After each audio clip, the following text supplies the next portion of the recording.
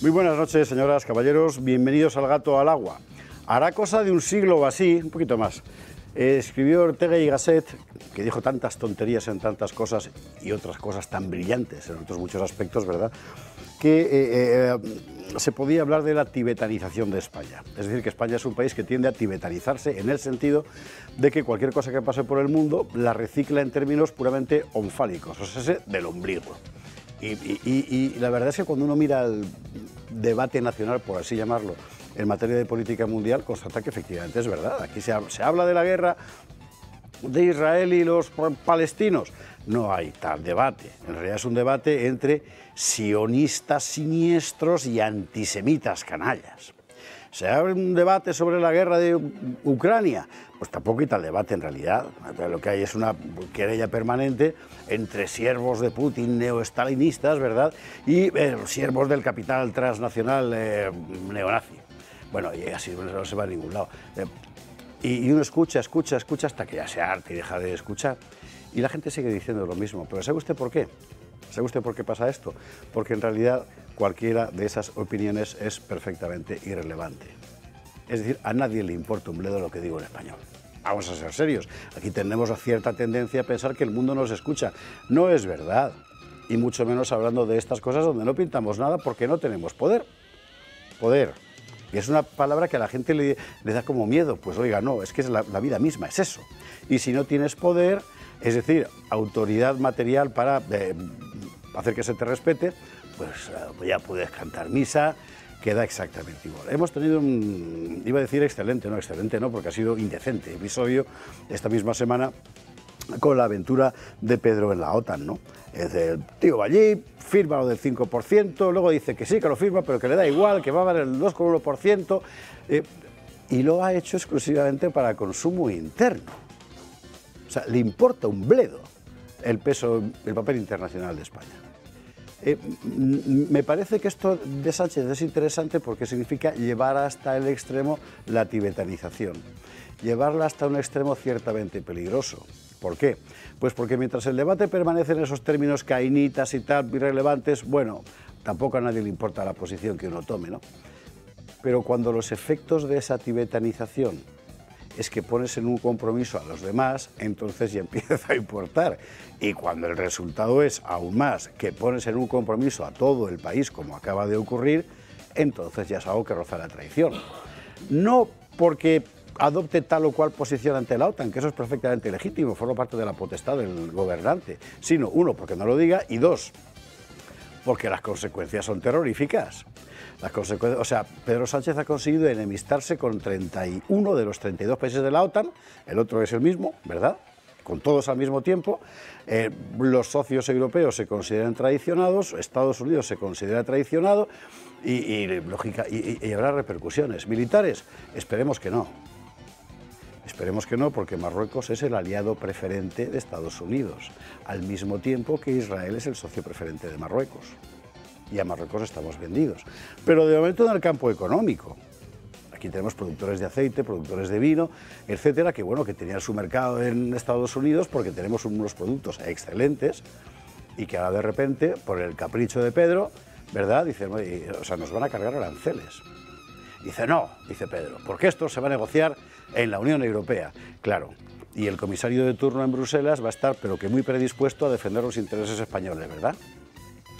Bueno, me parece que esto nos obliga a hacernos ciertas preguntas. Primera conclusión, en el mundo actual ya no es posible seguir tibetanizado, porque incluso un país tan irrelevante como España puede ejecutar tal o cual acción que tiene unas consecuencias feroces e imprevisibles en el conjunto.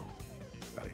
Dos, los españoles tendríamos que acostumbrarnos a pensar la política mundial en términos de interés nacional, si es que queremos seguir siendo una nación a pesar del Tribunal Constitucional español. Y este es un debate que hay que tener. Es difícil, porque implica alejarse de quienes sabemos que son voz de su amo, de sus innumerables amos, porque los hay por todas partes, pero es un ejercicio, en fin, de mera racionalidad absolutamente imprescindible. Francia es un país hoy en día muy poco envidiable. Basta ir allá y mirar. Pero tiene una cosa que sí que es envidiable aún, que es una cierta pléyade de analistas internacionales que se separan del el sobre con dinero, quiero decir. Me parece que eso sí que es perfectamente imitable. Es decir, hay países donde se mantiene cierta, en fin, prurito, ¿verdad? Seguimos siendo una nación que tiene intereses y por tanto hay que defenderlos. Bueno, hoy vamos a hablar bastante de estas cosas porque ha sido el gran tema de la semana. La demolición de la nación, no, eso ya no es tema, eso ya estaba hecho, también hablaremos, pero bueno, sobre todo la cuestión, es decir, ¿qué hacemos en medio del mundo? ¿Qué hacemos en medio del mundo? Salvo guiarnos por los impulsos emocionales de una casta putrefacta que habla a sueldo de quien le paga. Bueno, nosotros no. Hasta ahora mismo.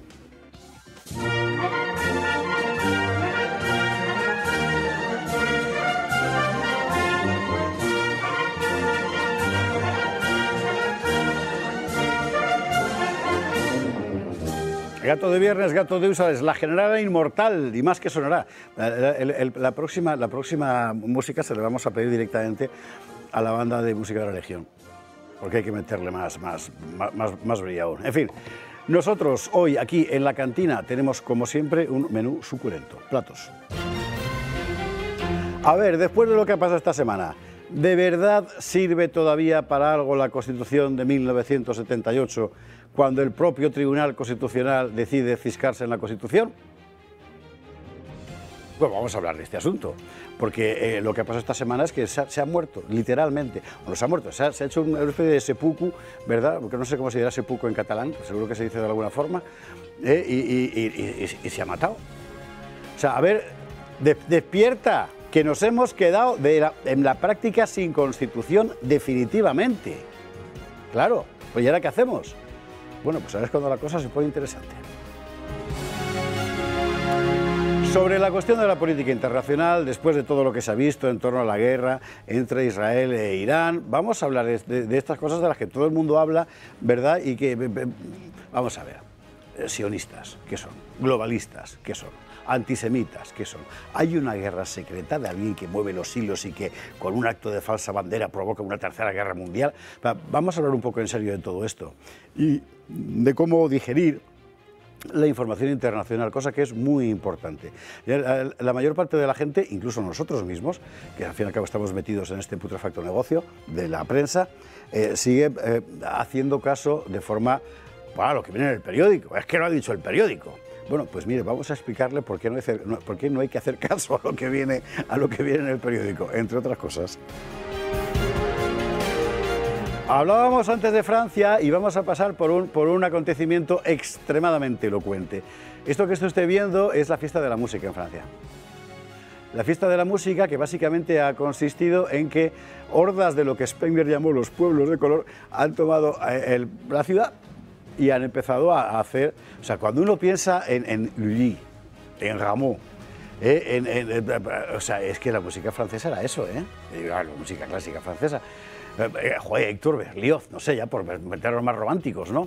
Pues no, la fiesta de la música en Francia es una horda de africanos, una horda infinita, rompiéndolo todo y berreando. O sea, esto es la cultura europea. Yo creo que hoy, y yo creo que hay que decirlo con toda claridad, es decir,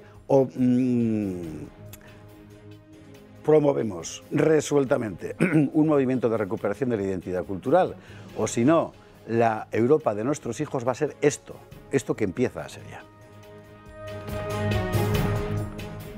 Y vamos a hablar de Franco. ¿Por qué? Pues usted ya sabe que porque somos muy obedientes, porque Pedro Sánchez dijo, este año hay que hablar de Franco, y nosotros que somos muy obedientes, vamos a hablar de Franco. Pero es que además, o sea, de verdad, Alex, no sabéis hasta dónde estoy de las puñeteras colas de Hendaya. O sea, Franco, después de aquello, gobernó como unos 35 años. O sea, no me queréis convencer de que estuvo 35 años de ver al hermano Hitler todo el tiempo en el tren. Coño, que tenemos imágenes de pantanos, por ejemplo, ¿verdad? O yo qué sé. Quítame esas imágenes. Venga, ya hablo yo solo. Joder, de verdad, con las puñeteras colas de Hendaya. En fin, será que no lo he dicho veces. Bueno, ¿dónde iba yo? Que vuelve el libro de Peire y Palacios. Y esto es un acontecimiento, porque ha sido una de las grandes biografías de Franco después de la de Luis Suárez. Así que Jesús Palacios vendrá esta noche para estar con nosotros y hablar de este libro y sobre todo de lo que pasa ahora, porque lo que hemos vivido esta semana es el final del periodo que se abrió con la muerte de Franco. Y de verdad, lo de las imágenes, las cuales es como llamamos a las imágenes de fondo, tomáoslo en serio, porque desde el 39 hasta el 75 pasaron muchos años. Y no me puedo creer que no tengamos imágenes de 35 años de historia de España, ¿verdad? Y hagamos lo mismo que La Sexta, que consiste básicamente en considerar que Franco es un señor que le daba la mano a Hitler. Venga, por Dios. Bueno, ahora venga, fuera de ahí. Con el bigotito, por favor. En fin. Bueno, ¿con quién vamos a ver todo esto esta noche? Pues con don Pedro Fernández Barbadillo. ¿Cómo estás? Hola, Javier. Pues acabo de aprender una palabra nueva, onfálico, que es lo que se refería al ombligo, por lo que has dicho. Claro. El ónfalon era la piedra que estaba en Delfos, que se suponía que era el ombligo del universo. Bueno, pues yo voy a mirar, como has dicho, la piedra, el ónfalos, ¿no? Voy a mirar un poco a mi ónfalos para mostrar mi alegría porque Almuzara acaba de reeditar mi último libro, Historia desconocida del Imperio Español. Este es el típico tío que viene aquí a hablar de su libro. Efectivamente. No, estaba previsto y además tenemos la portada de esta nueva edición. Segunda, claro. Es la segunda. Ahí la vamos a ver, ahí estamos, Historia desconocida del Imperio Español, aunque si no me equivoco esta imagen corresponde a la primera, ¿no? Sí. Creo que sí. La segunda tiene un circulito rojo, pero da igual, la portada es exactamente la portada es exactamente la misma. ¿Y cuándo lo tienes ya fuera? ¿Ya está? Ya está circulando. Y mira, para hacer frente al pesimismo y a la destrucción que nos produce pues, la vida política y social de la España actual, pues yo animo a la gente a leer sobre otra época en la que los españoles éramos una cosa mucho más seria. ¿Verdad? Sí, desde luego. Como decía un célebre personaje, este sí de los años 30, porque ser español es una de las pocas cosas serias que se pueden ser en el mundo. Vamos a hacer un concurso y quien identifique al autor de la frase que mande un correo o algo. Y le regalamos un ejemplar de libro de Barbadillo. Lo firmaré con muchísimo gusto. Ay, Pedro, bienvenido, buenas noches. Don Fernando Paz, ¿cómo estás? Muy buenas noches, pues doblemente contento. Primero por empezar este programa con una cita de José Antonio, ya ha reventado el concurso. Ya ha reventado el concurso, me cago en la mar. Y segundo porque me alegro enormemente de los éxitos de mis amigos. Y me alegra enormemente que don Pedro haya sacado una segunda edición de ese, por otro lado, magnífico libro, al menos en la primera edición, que es la que yo tengo y que es exactamente la que se corresponde con esa portada. Seguro que la segunda es igual, por supuesto, y que se venderá igual, porque lo merece de verdad. ¿Has cambiado algo de la edición? No, simplemente algunas erratas que hay, que siempre se nos cuelan, por mucho que nos empeñemos. Esto es una cosa que hay que decir, porque esto ya así entre esas cosas, digamos, del oficio, ¿no? Lo que les cuesta a los editores, cada vez que hacen una reedición, introducir cambios de ese tipo, de ratas, de no sé qué y tal. O sea, no sabe usted lo que es, ¿eh? Yo tengo libros que han tenido 4, 5, 6, 7 ediciones y no he conseguido en ninguna de las 7 que me hagan una corrección, por ejemplo. ¿Por qué? Mire, no lo sé, pero es una cosa... Al hilo de lo que comentas, José Javier, no me voy a privar de decir que en uno de los libros publicados ya hace 10 años, que me solicitaron con una cierta rapidez y lo envié, notificando que había que introducir un montón de correcciones porque era una primera redacción donde había repetición de adverbios, de tal, no sé qué, pero simplemente porque lo necesitaban rapidísimo y tal.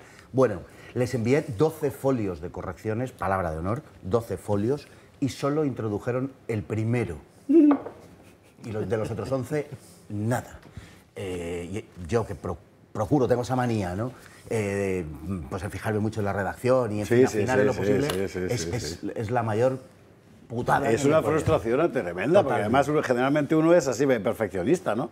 Y da igual. Claro, luego llega el lector y dice, vaya tío zarrapastroso, pero la culpa no es mía. En fin. Bueno, Fernando, bienvenido, buenas noches. Don Marcelo Gullo, ¿cómo estás? Última presencia, de momento en esta temporada, en televisión, aquí en el gato de Marcelo Gullo, por eso ha venido sin corbata. Está usted, que le veo raro, Eso es la corbata de Marcelo que lo trae. ¿Qué tal? Muy bien, contentísimo de estar en este programa que por el momento es mi última vez en el Gato al Agua hasta octubre. En octubre volvemos con nuevo libro. Y en octubre nuevo libro de Marcelo, ¿eh? O sea que vendremos con libro y con Marcelo para hablar precisamente de este libro, del que... ¿Se puede decir ya el tema? Sí, perfectamente. Se llama Lepanto, cuando España salvó a Europa. Ahí estamos. Ya está listo, la portada, todo el 1 de octubre en todas las librerías. Lepanto, cuando España salvó a Europa. Está muy bien, está muy pues ya de momento lo que tiene Gullo es Estancia en Granada, que creo, Alex, que lo tenemos, ¿verdad? ¿Cómo va a ser? Esto es en Granada el tenemos, 1 de julio, martes 1 de julio en Granada, con Inmaculada, una gran amiga que es la que lo está organizando junto con otros amigos hispanistas. Y es mi última actividad así laboral, promocional en España, en Granada, porque tenía que cerrarlo en Granada. Sí, efectivamente. Claro, Granada es la reconquista, es la unidad de España, es el último acto así extraordinario, esa España de 700 años de lucha. Bueno, yo no tengo 700 años de lucha, pero finalizo esta breve lucha por España en Granada. Todos tenemos 700 años de lucha. Todos tenemos 700 años. Es una cosa que mucha gente olvida. En fin. Marcelo, bienvenido, buenas noches. Don Carlos Esteban, ¿cómo estás? ¿Qué tal? Estaba pensando todo el rato, cuando estabas diciendo tu editorial, me estaba imaginando a Sánchez de Dalai Lama. ¿De Talleyrand? Cuando estabas hablando de la Sí. ¿te lo imaginas? De la reencarnación de Buda, a que seguro que le gustaba.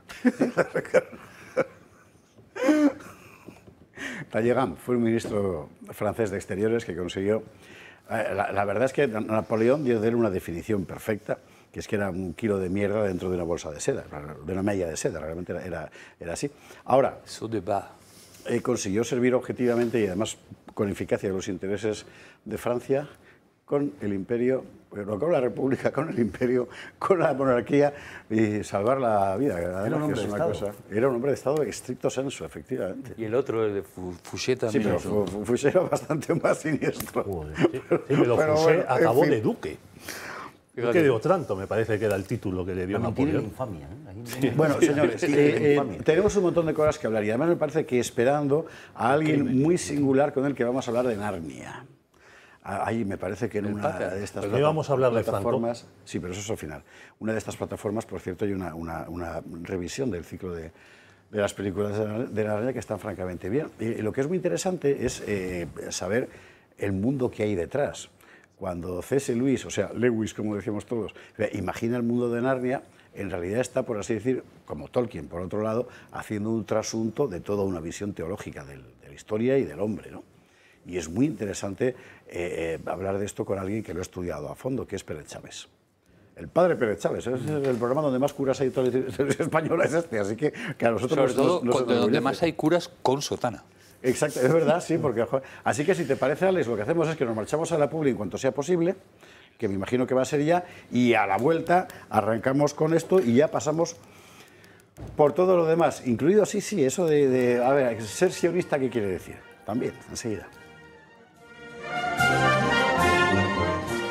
Estamos de vuelta, Gato de Viernes, Gato de Usanes. Con toda seguridad usted al menos una película habrá visto, ¿verdad?, de las crónicas de Narnia de C.S. Lewis. C.S. Lewis es un personaje, o sea, Lewis, ¿vale?, como Jerry, extremadamente interesante. Pertenece al mismo entorno de los años, del entorno anglosajón de los años 20-30, riquísimo en sugestiones. Aquí seguramente quien mejor lo conoce en la mesa ese mundo es Carlos Esteban, probablemente mejor que yo, con toda seguridad. Lo interesante es que, claro, de repente ha saltado a conocimiento de mucha gente por las películas de Narnia, claro. Los más avezados por los libros de las crónicas de Narnia y seguramente el siguiente paso es ser capaces de entender qué es ese mundo que nos cuentan. Y eso quien mejor lo sabe es José María Pérez Chávez. Muy buenas noches, ¿qué tal? Hola, buenas noches. ¿Cómo Muy va bien. eso? Encantado de estar aquí con usted. Que tenemos libro nuevo en Exacto. Homo Legends, efectivamente. Ahí lo tenemos. Ahora lo vamos a ver, ahí está, detalladamente en portada. Narnia. Y lo que cuentas evidentemente no es una historia, no es una crónica de Narnia, sino es por qué Narnia. Exacto. La intención del libro es contar la biografía de C.S. Lewis a la luz de las crónicas de Narnia. Es decir, yo creo que C.S. Lewis, en su saga de las crónicas de Narnia, planteó su propio mundo interior que se fue conformando a lo largo de los años. Entonces, yo pienso que estudiando su biografía, uno disfruta más de las crónicas de Narnia porque se da cuenta que está embebida por completo de la propia biografía de Lewis. Este es un ejercicio muy interesante, pero dime si hay un poco de trampa o no. Mi tesis sobre Junger, que algún día publicaré, jugaba a lo mismo. Es decir, la obra de Junger se entiende con su biografía, con lo cual, lo que pasa es que, claro, hay un poco de trampa porque tú sabes de antemano el resultado. Ah, ya, claro. Es un poco el quodere demonstrandum, ¿no? Sí. Lewis, de hecho, no le gustaría este libro, porque él decía que en la experiencia de leer que no hay que saber nada del autor para leer su obra, porque si no uno se preocupa más de lo que...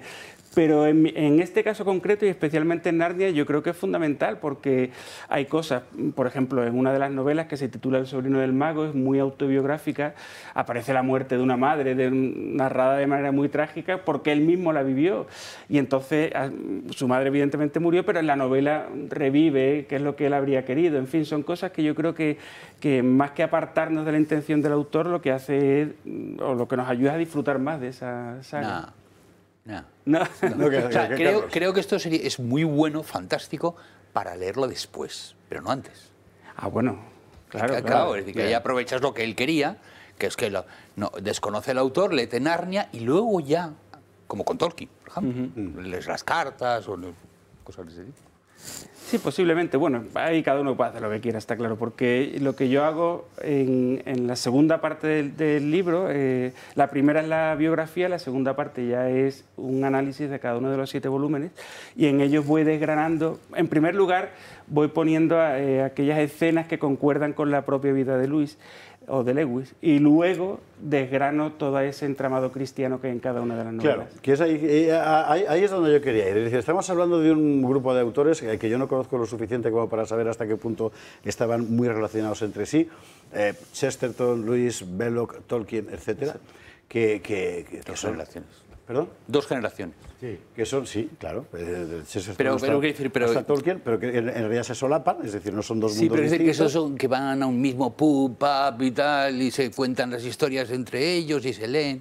Cuéntalo, que sí, pensé que lo sabes tú, joder. Hay una generación que es los de Chesterton, Belloc y otro que no me acuerdo ahora, pero siempre hay el tercero, siempre es el que falla. Belling Box era, ¿no? No, era uno, no me acuerdo cómo se llama, no me acuerdo, que es el peor de los 3, ¿no? Y se reunían habitualmente y tal.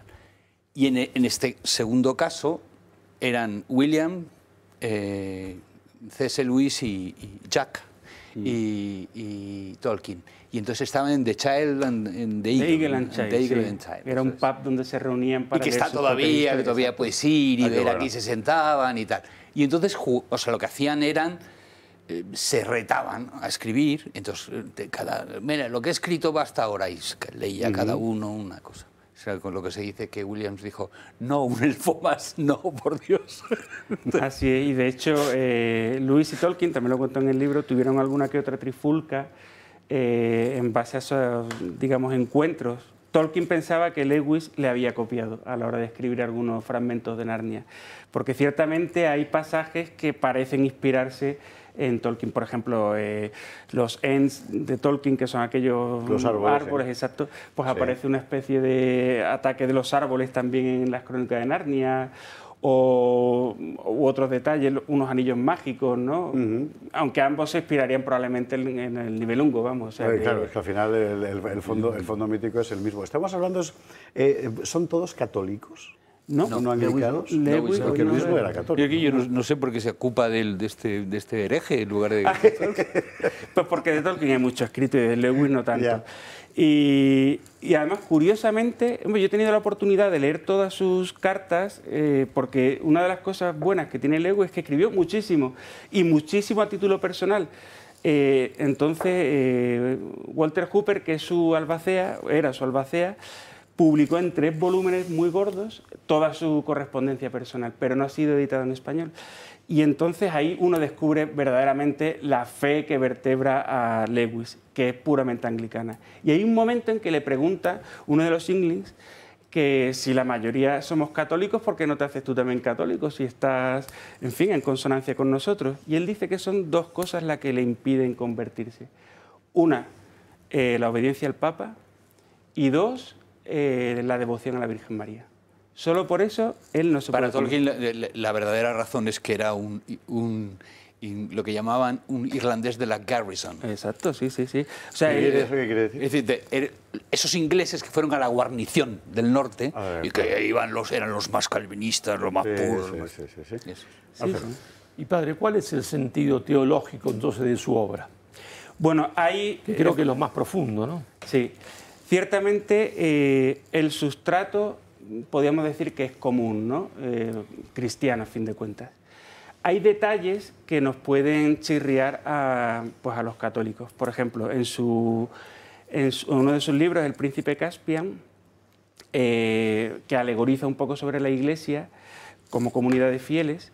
El que dirige esa Iglesia es el monarca de turno, sí. no el que representa a San Pedro en la novela, sino el rey, ¿no? O en otra de las novelas, que se titula La travesía del viajero del alba, sí.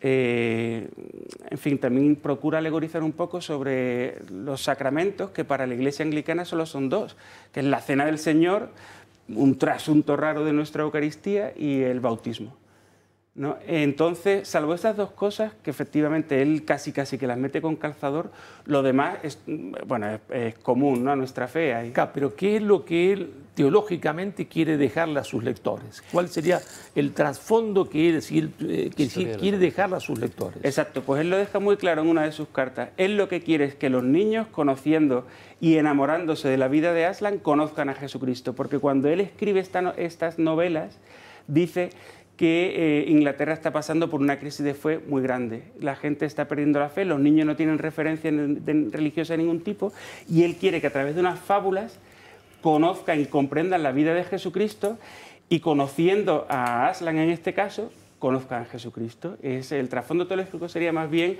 la evangelización de esa prueba. En una Inglaterra hoy invadida por el Islam, sí. Donde entonces esto es un argumento hoy de primer nivel. Sí, así. ¿Y es comprensible por los ingleses hoy, por los niños ingleses, o ya esto no es más comprensible? La verdad es que hay dos cosas ahí. La novela, o las novelas en sí siguen siendo comprensibles, porque yo creo que, en fin, están escritas con un lenguaje muy ágil para los niños de cualquier época de la historia, como puede ser esta. La segunda cosa es que, por desgracia, mientras que las Crónicas de Narnia tuvo un tirón muy grande en Inglaterra, ahora ya ha ido retrocediendo ese tirón, probablemente por motivos religiosos, es decir, como es una obra netamente cristiana, pues no interesará divulgarla, y ha ido desapareciendo poco a poco de las librerías, ¿eh? ¿Y los niños saben que el león es Cristo o no? Sí. ¿Se dan cuenta? Sí, hombre, deberían de tener una noción básica de la fe, pero... Si antes de verlo saben la historia, lo identifican de inmediato, sí. sin necesidad de que se lo expliques. Si no, no lo sé. Ya. Claro. Porque hoy los niños, bueno, estoy generalizando, ¿no? Prácticamente el Evangelio no se conoce como se conocía antes. El mismo ha pasado, por ejemplo, en Buenos Aires, que pero le preguntan a alguien en Buenos Aires, ¿no? ¿Quién es? ¿Entiende? Los apóstoles, el nombre de los dos apóstoles, y la gente no tiene más mínima idea. Nombra 2, 3 como mucho, ¿no? Así que se ha perdido esa base cultural que permitía, creo, comprender a los autores con solo leer 2 páginas, ¿no? Sí, pero yo creo que la intención de Lewis es precisamente esa. En un mundo en el que, en su época, en los años 50, que ya pensaba él que se estaba descristianizando Inglaterra, proponer esta fábula para allanar el camino a una futura evangelización, en ese sentido es probable que sí que funcionará hoy, porque aunque un chico inglés o ya español prácticamente lea esto sin tener ningún viso de quién es Cristo, cuando ve que el león muere, resucita, etcétera, eso, según la intención de Lewis, es un sustrato que se queda para en el futuro conocer la historia en la que se basa, que es el Evangelio. Entonces es un buen instrumento para la fe. Yo creo que sí.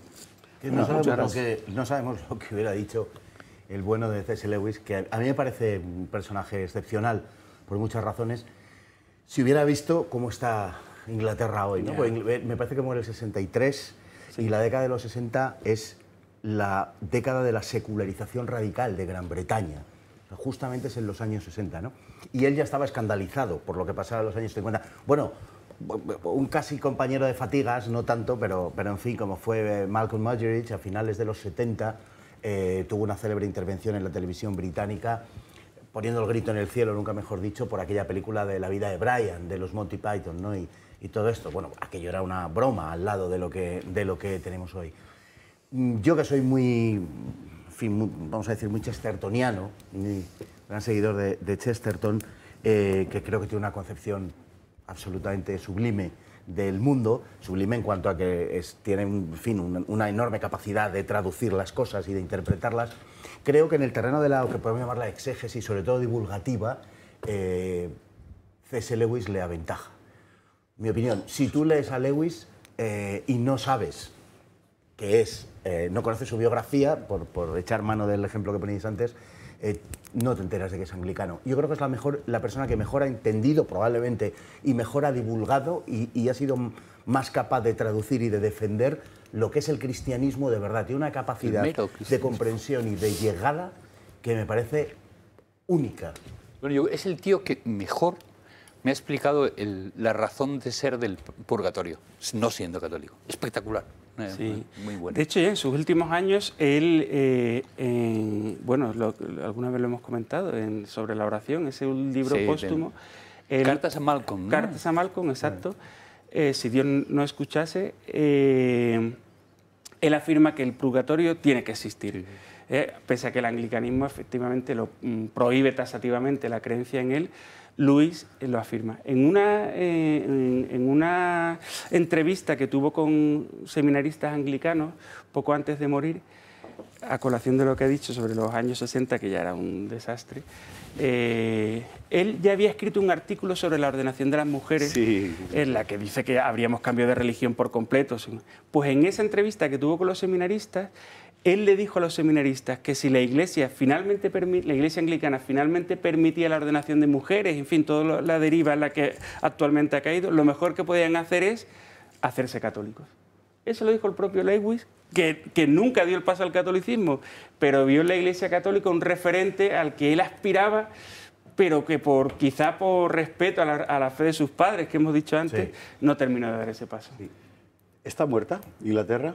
Es decir, aquí estamos hablando de unos autores que son más ingleses imposible todos ellos.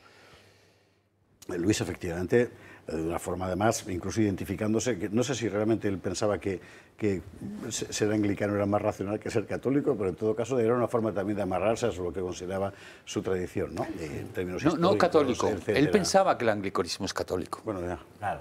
Sí. No romano. Los ortodoxos también se llaman católicos así claro, mismo. Claro. Pero es que piensa, es la teoría de las tres ramas. Quiere decir que en la Iglesia tienen razón Roma, tiene razón Constantinopla. A donde yo iba, volviendo. Es decir, ¿está muerta? Es decir, la Inglaterra que ves ahora es un mundo enteramente distinto. O sea, no queda nada, ni siquiera del tópico que teníamos en nuestra generación de los ingleses, ¿no? Con su tweed y su pipa y esas cosas, ¿no? Y su bombín y tal, y los autobuses rojos. O sea, ahora es un mundo que ha muerto.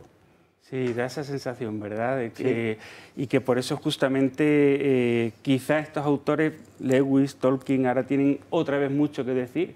A fin de cuentas, una de las cosas que se dice es que Tolkien, de manera tangencial, influyó en la caída de la Unión Soviética porque la gente leyó El Señor de los Anillos y percibió el sentido del bien y del mal. Entonces, ahora que Inglaterra está descristianizada, o esa es la impresión que nos da, vista desde aquí, quizás sea el momento de como eso que he dicho, de que se metió a Tolkien en la Unión Soviética, meter a Tolkien, meter a Lewis en Inglaterra para que vayan comprendiendo esa fe que han mantenido durante tanto tiempo. Esto de Tolkien usted no lo sabe, porque yo lo entiendo, porque en España la circunstancia cultural era otra. Pero en Italia, en los años 70, finales, 80, principios, los campamentos de las juventudes así más patriotas, nacionales y tal, eran los campos Hobbit. Claro, es que al final es toda una visión del mundo lo que hay ahí dentro, ¿no? Es toda una visión del mundo, no son historias para niños, son historias para niños y para mayores que traducen, que transmiten, que transportan una visión del mundo, y en este caso del mundo y del trasmundo, porque efectivamente es incomprensible sin unidad de Dios, y del bien y del mal. Así es, sí. Bueno, José María, muchísimas gracias. Recordamos el libro, el Narnia, de José María Pérez Chávez, en Homo Legens, que es una glosa de la obra y del autor. Y mire, ejercicio práctico. Si usted le ha puesto a sus hijos las películas de Narnia, o aún mejor, si le ha leído a usted a sus hijos los libros de Narnia, yo es que lo hice, todas, una cosa divertidísima. No sus hijos, pero usted leas este libro, porque va a explicárselo todo muchísimo mejor, sobre todo esa pregunta impertinente que te hacen siempre que acabas de leer el capítulo del día y no sabes contestar. Bueno, pues con este libro va a tener la respuesta. Muchísimas gracias. Bueno, gracias a usted. Vámonos a la policía. Y a la vuelta vamos a pasar por algo que tiene mucho que ver con esto, porque efectivamente esa Inglaterra da la impresión de que ha muerto, o al menos está enterrada. No es lo mismo. Francia igual. Lo de Francia lo mismo. De lo que se ha visto en la fiesta de la música estos días atrás es el final de una nación. Además la música, nada menos, en fin, no existe ya. No existe tú, que dirían allí. Enseguida lo vemos. Estamos de vuelta, gato de viernes, gato de viernes, se marcha el padre Pérez Chávez. Ese corte de pelo que tenía, hasta ahora se habrá preguntado usted, que es militar, que es capellán, castrense. Claro, va a tono como debe ser. Y seguro que es de los que se tiran en paracaídas, vamos, porque es un tipo de primera. Narnia, para entenderlo, ideal. Bueno, vamos a pasar, hablábamos de la Inglaterra que se ha muerto, y ahora vamos a una Francia que se ha muerto igual que se está muriendo España, ¿eh? Además con más factores influyendo. Lo de Francia es para no creérselo. Las imágenes que hemos visto de la fiesta de la música dan muchísimo que pensar. ¿Escuchamos? Vamos a escuchar la música. Esta es la música de Francia hoy.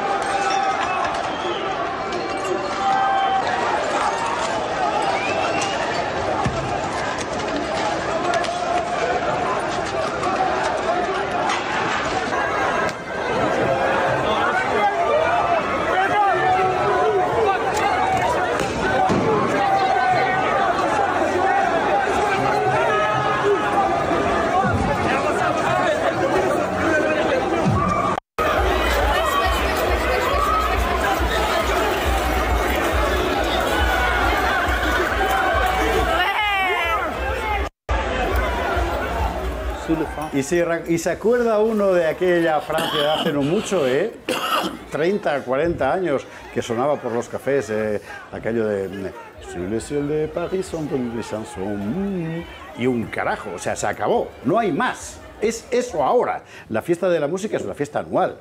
Es un sitio donde, bueno, en fin, la ciudad de la luz, la ciudad del amor, todas esas cosas que forman parte de la proyección internacional, es verdad que sigue, o al menos lo era, el principal destino turístico del mundo, hay que recordarlo. Ahora es eso. Ahora es eso. O sea, lo de miré los muros de la patria mía, joder, pues con la patria está que no vea. ¿Por qué? Porque ha cambiado la población. Es que ya no es París. Ahora es otra cosa sin nombre. Sigue llamándose París en los mapas y tal, pero lo que hay es una minoría, porque es una minoría, cuantitativamente es una minoría, pero que en la práctica es una mayoría porque es la que ha determinado el estilo nuevo de la ciudad. Y el estilo nuevo de la ciudad es eso que está usted viendo. Y enfrente no hay un poder que los haya metido en cintura, más bien al contrario, como ha pasado aquí en Hernán y luego nos lo contará Pedro, ¿verdad? Que es al revés. Bueno, a mí esto me deja muy impresionado. Hay una cosa, se suele comparar, lo hemos hecho millones de veces los columnistas y tal, esta emigración masiva que estamos sufriendo en Occidente, sobre todo en Europa, con el típico Imperio Romano, los bárbaros que llegan, pero la gran diferencia, la enorme diferencia, lo estaba mirando ahora, es que el bárbaro admiraba a Roma y quería emularla. Trataba de ser romano, ¿verdad? Exactamente. Tú que has hecho, es evidente. Exactamente, sí. ¿No? Y tal, y se ponían la moneda, se vestían de cónsules y todas estas cosas. Sí. Y esto lo que ves es un desprecio, no ya a la cultura francesa, sino a la cultura en general. Claro. Aquí, mira, joder, abres unos melones maravillosos, además bien jugosos. Si usted se acuerda, no se acordará, pero yo sí porque porque es mi tema, vamos. Hace unos meses, igual hace un año ya, salió Macron, después de unos acontecimientos semejantes a estos, hablando del riesgo de descivilización. Bien. Y entonces se le echaron encima, pero claro, ¿qué pasa? Que solo los blancos son civilizados. No, el término descivilización viene de Orbe Elías y tal, y básicamente consiste en una pérdida o en un olvido de los elementos que construyen la civilización, al margen de cuestiones raciales o étnicas y tal, que en todo caso vendrían después en el análisis. Pero el hecho de que tú llegas a un sitio y consideras, ¿cómo decir?, que tienes derecho a romper todo lo que organiza ese sitio, eso es la descivilización. Claro. Y es lo que está ocurriendo. Y el poder, que es un poder tradicionalmente emanado de esa civilización, tus principios, de las libertades públicas, etcétera, no tiene capacidad para mantener la civilización, quizá porque ha dejado de creer en ella, no lo sé. Claro, pero eso que dices tú, que emanado, es decir, tenemos una cosa rarísima últimamente, pero últimamente quiero decir décadas, ¿vale?, que vamos a ver, nuestro régimen del que nos enorgullecemos tanto todos en Occidente, que es el régimen democrático, se basa en que la soberanía emana del pueblo, ¿vale? Entonces, por un sistema de mayorías, pero un sistema de mayorías y tal, no sé cuántos. Si hay un tema que es a la vez importantísimo, crucial y perfectamente consensuado por el pueblo, es el de la inmigración masiva. Vas país por país y te encuentras 8 de cada 10, 7 de cada 10, 8 de cada 10 que está en contra. Claro. Entonces, ¿cómo es posible? Desde hace mucho tiempo, además, ¿cómo es posible que eso sea una constante en el pueblo, es decir, en la voluntad popular, y nunca se haya trasladado a las urnas? Exactamente. Y mira que ha habido peticiones, ¿eh? Aquí lo dijo Vox, además. ¿Por qué no se hace un referéndum sobre la cuestión de la inmigración? No. Lo que es evidente, ¿por qué? Claro. Porque es la primera vez que tenemos gobiernos que trabajan contra sus países, contra sus pueblos, contra su nación. No casualmente, de forma abierta. Eso es. O sea, al margen de conspiraciones que se podían haber dado en otros periodos de tiempo y tal, pero de forma abierta. Y a los que no les importa, con un ligero barniz edulcorante, a los que no les importa reconocerlo. O sea, esto, vamos a ver, podemos hablar de la existencia de distintas civilizaciones, sin duda, pero yo sostengo que civilización en el sentido pleno solo hay una, que es la civilización occidental cristiana. ¿Por qué? Porque no es civilización lo que no nace de la consideración de la dignidad humana. Y el único sitio donde realmente se tiene como base y tiene como centro la dignidad humana es allá donde se ha predicado el Evangelio, en el espacio y en el tiempo. Yo tengo una visión un poco más materialista y menos idealista del concepto, pero vamos. No, yo creo que eso es la mejor. Yo eso creo que es la mejor civilización.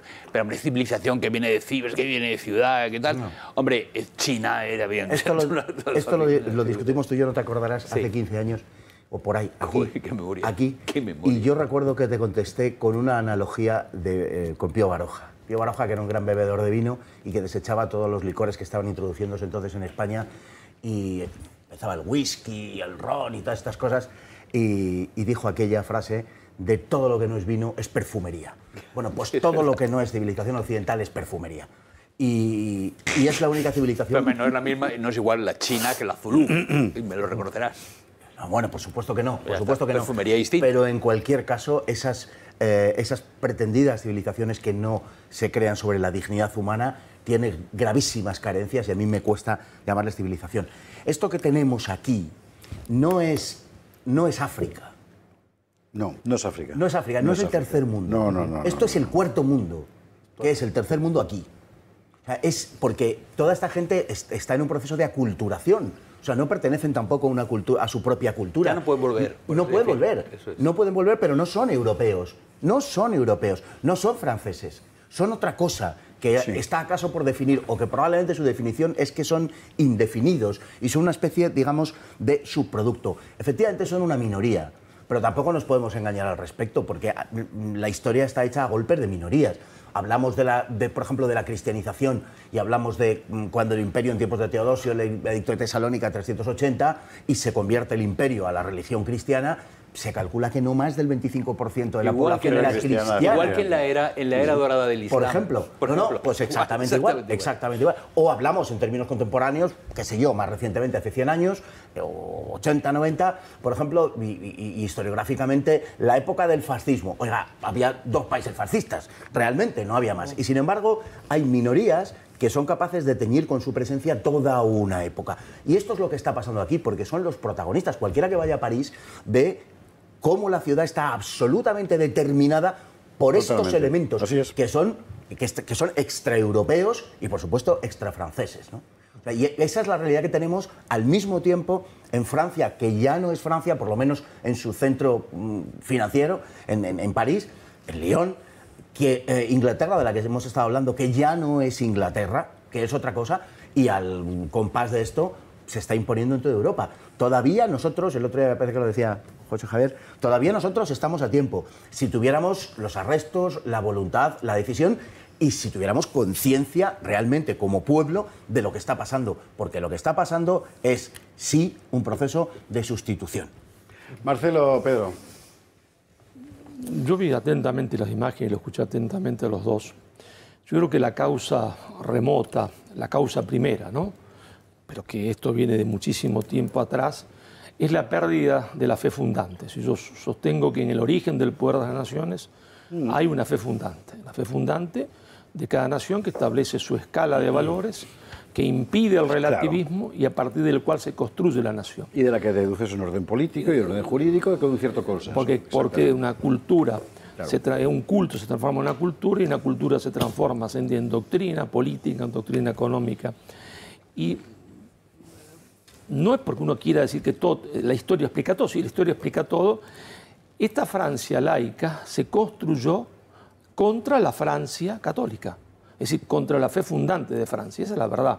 Es decir, la tan mentada Revolución Francesa, para mí, no es sino otra cosa que un baño de sangre que parte a Francia en dos, donde lo popular era ser católico, lo antipopular es el grupo minoritario en París que ordena masacrar a los católicos de la Vendée, ponerlos en horno como hacían los nazis, meterlos en horno a las mujeres, a los niños. Entonces, la consecuencia de eso, pasa que la gente dice, pero quiero ver las cosas ya, mire, las consecuencias en la historia no se ven ahora, pero la consecuencia de esa revolución, que quería estirpar de raíz el catolicismo, es esto, porque no se lo puede integrar.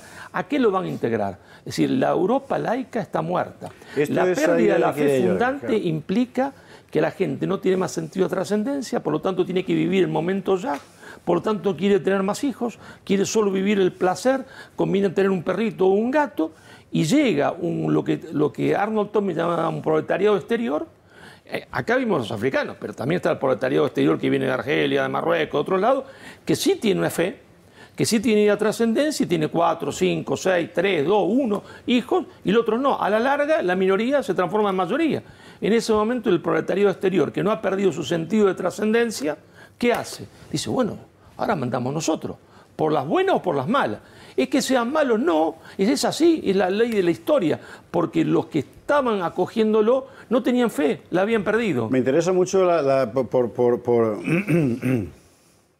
analogía, es decir, que del mismo modo que el pensamiento laico o postcristiano ha sido incapaz de construir una ética pública eficiente laica, y entonces pues, todo se ha desmoronado, el orden político republicano postcristiano ha sido incapaz de crear una comunidad política eficiente, bueno, que es lo que se ve ahora. Entonces me parece que está... Es curioso, porque además tú citas a menudo, y aparte que es tu país favorito, después de España, que es Francia, que es el país que más se ha esforzado en construir, ¿verdad? Una especie de religión... Un republicano. Claro, exacto. De incluso una ritualización. ¿Eh? ¿Qué? Que sí, que son un peñazo con los valores republicanos. Sí, pero que lo ritualizan y tienen como catecismos de qué es ser un buen republicano.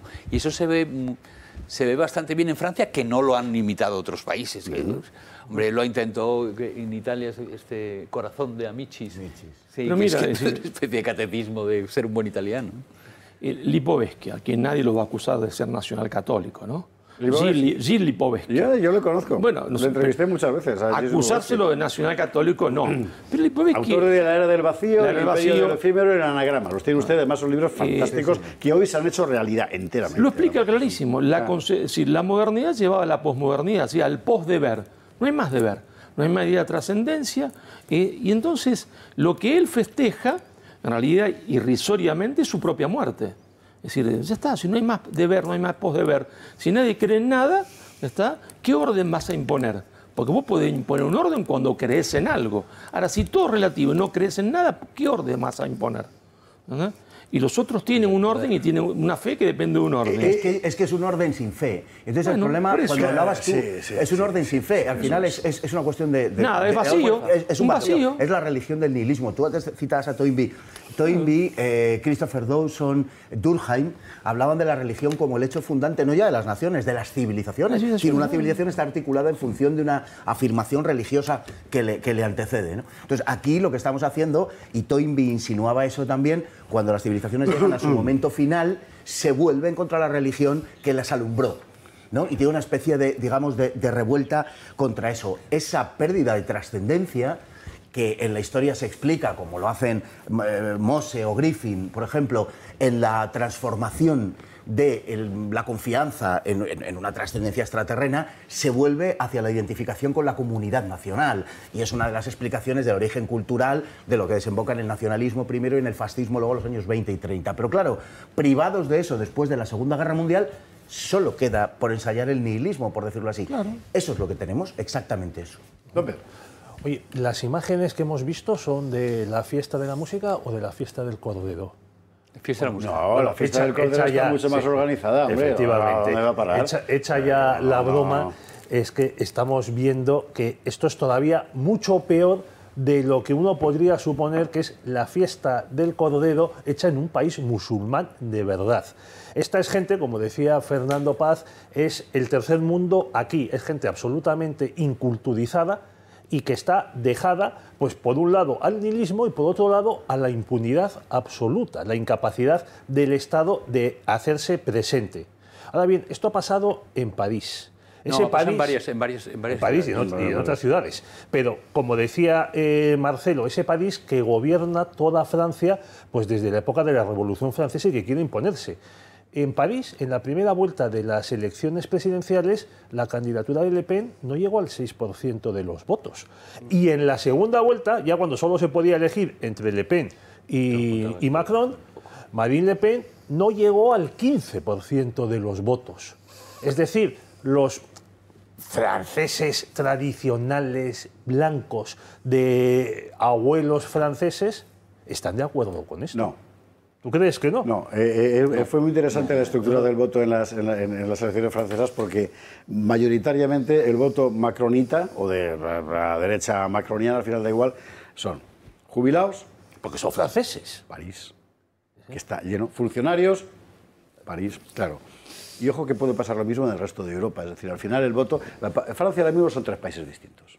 Tienes el país propiamente oficial, que es el voto para la gente mayor, los jubilados, los funcionarios, etcétera, y la burguesía. Los que tienen unos ingresos asegurados. Claro, que es el voto PP-PSOE, para entendernos, ¿no? De allí. La otra Francia, que es esta que hemos visto, que vota mayoritariamente a la izquierda, de momento. No es Francia. Que no es Francia, claro. Es la no Francia. Bueno, y luego tienes el resto del país. Nick la France. Que es donde... ¿Y sabes lo que ha dicho? Está pasando en toda Europa igual. Es decir, se reproduce en Alemania, miran las elecciones, en Alemania, es lo mismo. Se produce en Austria, se produce en todas partes. El fenómeno es el mismo. Hay un centro financiero y un centro administrativo que sí se benefician de esta situación, pese a que tengan que aguantar a la gente en las orillas del Sena y todo eso, pero sí se benefician de esta situación. Eso lo paga el conjunto del país, el resto del país, y eso es lo que estamos viendo que está pasando en Alemania, en los grandes centros financieros y en Berlín, y lo que está pasando en Austria, en Viena y en el resto del país. Es decir, es una reproducción de lo mismo. Es que sí hay beneficiarios de la situación, sí hay beneficiarios de la globalización. Y a ellos no les afecta. ¿Sabes cómo se llama, cómo llaman a la pescadería de la Rue du Bac? La joyería. Porque unos precios imposibles. Ahí jamás vas a ver esto allí. Sí. Y no sé si... Superprivilegiada. No sé si has dado la noticia... No sé si has dado la noticia, Javier, de que Mélenchon acaba de decir que se cambie el nombre al francés, que se le llame creol. Porque ya no es la lengua francesa. Ahora es una lengua creada por... ¿Usted se cree que esta competición, a ver quién dice la gilipollez más gorda, solo pasa en España? No, pasa en todo. Hay una cosa que me gustaría... Tenemos a Marcelino Lastra esperando, por cierto. Solo un detalle pequeñísimo. La barbarie. Quiere decir que hay una cosa que es... yo puedo beneficiarme, yo soy un inmigrante, puedo beneficiarme, puedo imponerme al huésped, puedo imponer mis costumbres, puedo, yo qué sé, robar, algo que me hace un bien a mí. Pero lo que estamos viendo, esas miles y miles de vídeos que vemos, que es la destrucción por la destrucción, indica más como han llegado los bárbaros directamente. Ya que hemos citado antes a José Antonio, podríamos retomar una frase suya que dice que la violencia sin la guía de la razón no es más que pura barbarie. Pues ¿Y es esto? Está bien, muy bien visto. Bueno, ahí al quite. Que seguramente estamos a tiempo, yo sigo convencido, pero es verdad, sí y solo sí, aplicamos la perspectiva de Marcelo, es decir, hay que recuperar lo que nos ha fundado, que es en realidad lo que justifica, lo que legitima el orden, ese que dice que nos hemos dado, que no fue con la Constitución, que es muy anterior. Sin eso realmente estamos perdidos, pero sencillamente porque perdemos la columna vertebral, ¿no? Bueno, esto es que no quería dejar de contarse, lo que tenemos, Semana de la Moda Hispana. Yo no tenía ni la menor idea, pero Marcelino Lastra de Asturias me manda ahí lo van a ver. Actividades, temática general, la moda como plataforma para reforzar la identidad cultural. ¿Y esto de qué? De Marcelino, muy buenas noches. José Javier, un placer enorme estar aquí en tu programa. Muchas gracias por invitarme. Bueno, gracias a ti. ¿Esto qué? No tiene ni la menor idea de que tal cosa existía. ¿Y va a ser en Madrid a partir de la semana que viene? Efectivamente. Mira, la Semana Hispana de la Moda nació porque es una forma, un esquema de hacer hispanidad a través de la moda. La moda es un elemento fundamental hoy en día desde el punto de vista civilizatorio, más allá de lo que sería meramente cultural, ¿no? Y entonces es muy importante recuperar la manera de hacer moda del mundo hispano, y me explico. Hoy en día la moda, por ejemplo, y la música van muy relacionadas, van de la mano. Si te das cuenta, cada música extraña, esta música donde la gente camina como si fueran androides, esa es la realidad, y se ponen unos gorros de una manera muy rara, unos gorros de bichelas, tienen su música también, ¿no? O sea, la música y la moda crean cosmovisión. Entonces, nosotros queremos también hacer lo mismo, pero reivindicando el bien, la verdad y la belleza a través de la moda. Queremos reivindicar que se puede vestir con elegancia, que se puede caminar con elegancia en diferentes lugares, en diferentes sitios, ¿no? Que no hace falta recurrir a esas maneras extrañas que últimamente nos quieren introducir, que no es ni más ni menos que una ingeniería social de modo antropológico, ¿no? Sí, sí. Ese es el origen de que saliera la Semana Hispana de la Moda. Bueno, vamos a ver, cuéntame muy rápidamente quién va a estar, qué van a contar, el que vaya allí, cuándo y dónde, qué es lo que va a encontrar. Bueno, pues lo que va a encontrar es esto va del día 30 al día 4. El día 30 y el día 2 serán desfiles fantásticos, no es que yo lo diga, es que lo verán, que la gente que vaya, de gente de El Salvador, de Costa Rica, de España, de Cuba, de Guinea Ecuatorial, y bueno, más que me dejo en el camino, de Bolivia. Habrá luego también una serie de la parte académica, que serán las conferencias, que será desde el día 2 y el día 3, ¿no?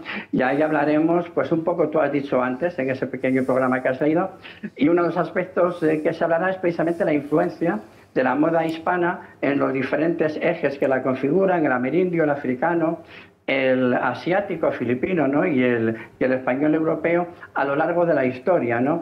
Y precisamente que la moda es una herramienta más para crear el polo de poder que el mundo hispano necesita en el mundo global, en este mundo multipolar que parece que se quiere realizar. Los desfiles serán en el Casino de la Gran Vía, en Madrid. Así es. Y hay que llamar, hay que llamar antes para... Y además hay que ir vestido decente, ¿no? Que el casino tiene sus cosas. Hombre, hay que ir vestido un poquito decente. Si no hace falta que vayamos de gala ni nada por el estilo. No, pero bermudas y chanclas nada. Digamos, te he entendido. Sí. Mira, te voy a dejar un teléfono para que la gente, un WhatsApp, para que la gente que vaya a ir se ponga en contacto con él. ¿Para qué? Para que de esa manera ella se pueda registrar. porque es fundamental que se registren. ¿Por qué? Para manejar el aforo, para que no sea un aforo que de repente se llene y haya gente que se quede fuera. Entonces hay que registrarse. El WhatsApp, si quieres te lo digo. Por favor. 626 027 ¿Sí? 232.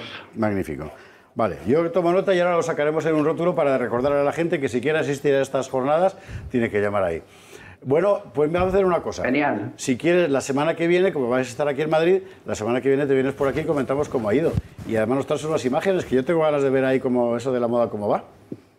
¿Te parece? Pues será un verdadero placer, pero vamos, sin duda, ¿no? Y os mando un fuerte abrazo a todos los que están en la mesa. Amigos todos, de alguna forma u otra. Y mucho éxito también vosotros. Marcelino, muchísimas gracias. A vosotros. Gracias, un abrazo fuerte. Semana de la moda hispana. Mire, esto está muy bien que salgan estas cosas, porque es hacer que se mueva solo por el mero hecho de que a alguien se le... Muchísimas gracias, Alex. Por el mero hecho de hacer que a alguien se le ocurra, bueno, llevarlo ahí, ¿no? Y luego le parecerá a usted mejor o peor, o lo discutirá y tal. El mero hecho de que se pueda aplicar el término hispano a cosas como estas ya es una pica. Hay que felicitarlo a Marcelino que por esta iniciativa incansable. Fantástica, ¿eh? Sí, señor. Sí, señor. Bueno, teníamos pendiente, yo sé que usted está esperando, a ver que nos explique Carlos Esteban qué es el sionismo. Y si Pedro Fernández Barbadillo es un antisemita o no. Vaya, por favor, ¿no? Vamos a entrar en este tema, que era el 3 de nuestro guión previo, porque es crucial para entender lo que está pasando. Que cada vez que empieza la guerra de Irán contra Israel, bueno, o de Israel contra Irán, para ser más precisos, inmediatamente la opinión se nubla con etiquetas y al final no entiendes nada de lo que está pasando. Claro. Y todo el mundo trata de hacer lo que llamábamos aquí el otro día bufandismo, es decir, te pones la bufanda del color del equipo que... cuando acaba el partido te vuelves a tu casa tan tranquilo y da igual. O sea, ¿hay una guerra secreta? Vamos a empezar por el principio. Carlos Esteban, Fernando Paz, Pedro, Marcelo. Cuando alguien dice este es un sionista, ¿qué quiere decir? Quiere decir que, en teoría, vamos a decir, como las palabras se utilizan, digamos, claro, como adoquines que arrojar, pues es muy difícil. En principio, un sionista es alguien que está de acuerdo con la existencia del Estado de Israel como con la justificación que dieron los sionistas, es decir, los que parieron la idea de que los judíos no eran realmente nacionales de los países que habitaban, sino que eran una nación en sí mismos y, por tanto, debían tener su propio territorio, su propio Estado, etc. Eso fue una idea que, en fin, empezó siendo muy minoritaria en las comunidades judías, pero que evidentemente la Segunda Guerra Mundial y todo lo que, en fin, todo el Holocausto y todo esto, pues digamos que legitimó mucho y se llegó a la partición célebre del 48 por las Naciones Unidas. Y esto es un sionista, teóricamente, es alguien que es partidario de eso. En realidad, un sionista podría perfectamente estar en contra de las cosas que hicieron un gobierno israelí. Yo soy un españolista, amo a mi país y, sin embargo, no por eso voy a pensar que todas las cosas que haga Pedro Sánchez son buenas. Es más, creo que ni la mayoría. Y, sin embargo, soy partidario de mi país. En cambio, se llama a menudo antisionista a alguien que no está de acuerdo con un gobierno concreto de Israel. O sea, yo creo que la mejor manera de quitarse esa venda que tenemos, esa especie de sionista, antisionista y tal, es estar en Israel. Porque en Israel leemos en los periódicos o vemos en las televisiones o tal, cosas que fuera de Israel se consideran completamente antisionistas. Entonces, Haaretz, pues oye, pues poner a parir a Netanyahu y sobre todo sus adláteres como los más, digamos, peculiares, o como puede ser Smotrich o Ben Gvir, ¿no? Entonces, bueno, en principio, sionista es eso. Es curioso porque es el país que más divide a todos los demás países. Es decir, no todo el mundo tiene una opinión sobre, yo qué sé, la guerra de Sudán, no todo el mundo tiene opinión sobre la política electoral en Argentina y tal, pero todo el mundo tiene una opinión, y normalmente una opinión muy fuerte, muy emocional, en el conflicto de Israel. Pero normalmente equivocada, ¿no? No sé si es exactamente una opinión o es una superficial. Toma... Superficial. Esa palabra, superficial, efectivamente. Porque gira en torno a una cuestión moral. Entonces, la gente en España, por ejemplo... Bueno, también por partidos. Quiere decir que normalmente dice, bueno, soy de izquierdas, tengo que ser... pues bueno, ponérmela. Hasta cierto punto. Sí es verdad que hay una identificación general, pero tampoco es milimétrica, porque No, encontramos ya no, elementos... ya no. Claro, ya no lo es. Bueno, y en realidad siempre ha habido elementos, por ejemplo, de izquierda que se han identificado con el sionismo o con Israel, y ha habido elementos de derecha que han sido absolutamente contrarios precisamente a Israel o al sionismo. Es decir, que ha sido un poco, en ese sentido, tiene una cierta transversalidad, ¿no? Pero yo creo que en España, yo digo cómo nos lo tomamos nosotros. No digo que el fenómeno sea así, sino cómo nos lo tomamos nosotros. Y ahora lo hacemos como casi todo. O sea, como el Barça y el Madrid y como tal. Es decir, tenemos que tomar bando porque entendemos que cada una de las partes implica un pronunciamiento moral. Y yo no he visto un conflicto ajeno en el cual ningún pueblo se pronuncie y se identifique de esa manera con las partes, como en el caso de España, con el conflicto de Oriente Próximo. Y sin embargo a casi nadie se le ocurre, bueno, a Estados Unidos por obvias razones, sí, pero vamos, salvando alguna excepción. Y sin embargo, lo que veo y echo mucho a faltar es una apreciación del conflicto desde el punto de vista del interés nacional. Siempre lo he pensado eso, yo, efectivamente. Es que es alucinante, pero oigas a quien oigas. Porque además, cuando oyes a los políticos, se les nota tanto que lo que están diciendo es, en realidad, para servir a otro, ¿verdad? Que juegue, al final no hay... Y es muy molesto ya, ¿eh? Porque no puedes decir nada sin que alguien te acuse de algo que es absurdo, en fin. Bueno, pero no obstante hay un poder sionista, eso es verdad, claro. Pero como hay un poder al contrario, Israel. O sea, todos son poderes, al final. Bueno, en los años 60 y 70 del siglo pasado, la izquierda, incluida la izquierda española, era más pro-sionista, pro-israelí, porque tenían el modelo de los kibbutz, de estas granjas colectivas que estaban más cerca de las granjas colectivas soviéticas que de la cooperativa Mondragón que fundó un sacerdote. Y hay no pocos prohombres de la izquierda española clásica que han pasado por un kibbutz. Por ejemplo, Josep Borrell. Sí. Por ejemplo. También hubo unos nacionalistas catalanes que pasaron una temporada en un kibbutz, sobre ellos se hizo un documental. Y que, hombre, algunos de ellos aprendieron a manejar armas de fuego en los kibbutz, porque los propios israelíes que les acogían decían que si querían fundar una patria tenía que ser a tiro limpio, tenían que estar dispuestos a morir y a matar sobre todo por ella. Afortunadamente de ahí no salió casi nada. Y también la derecha en esa época era más anti. Sin embargo, esa situación ha cambiado radicalmente, como también en la guerra civil y los años posteriores, la derecha era más pro-marroquí, por el asunto de los marroquíes tal, y mientras que la izquierda era la que fomentaba el odio al marroquí. Al moro. Y bueno, eso también yo creo que ha ido en relación a la evolución de la propia política israelí, que es una política que cada vez se ha empapado más. No voy a decir de religión, porque es uno de los países más laicos que existe Israel, pero sí de ese sentido mesianista o de ese sentido de que este es de los nuestros. Este sea el caso de Israel, para la derecha, o sea el caso de los palestinos. Paco Umbral, ese escritor fallecido, tenía una frase magnífica que decía: la progre es aquella que te pregunta qué hay de nuevo de los palestinos mientras se quita el sujetador. Entonces, parte de esa izquierda ve lo palestino como una manera de definirse a sí mismas frente al resto del mundo. Pueden hacer recalificaciones urbanísticas, pueden llenarse los bolsillos, corromperse tal, pero mantienen su pureza porque apoyan a los palestinos, hagan lo que hagan. Y gran parte de los palestinos está hasta las narices de Hamás. Estaba tratando de situarme en los tiempos de Umbral para ver si... Pero no he terminado de verlo.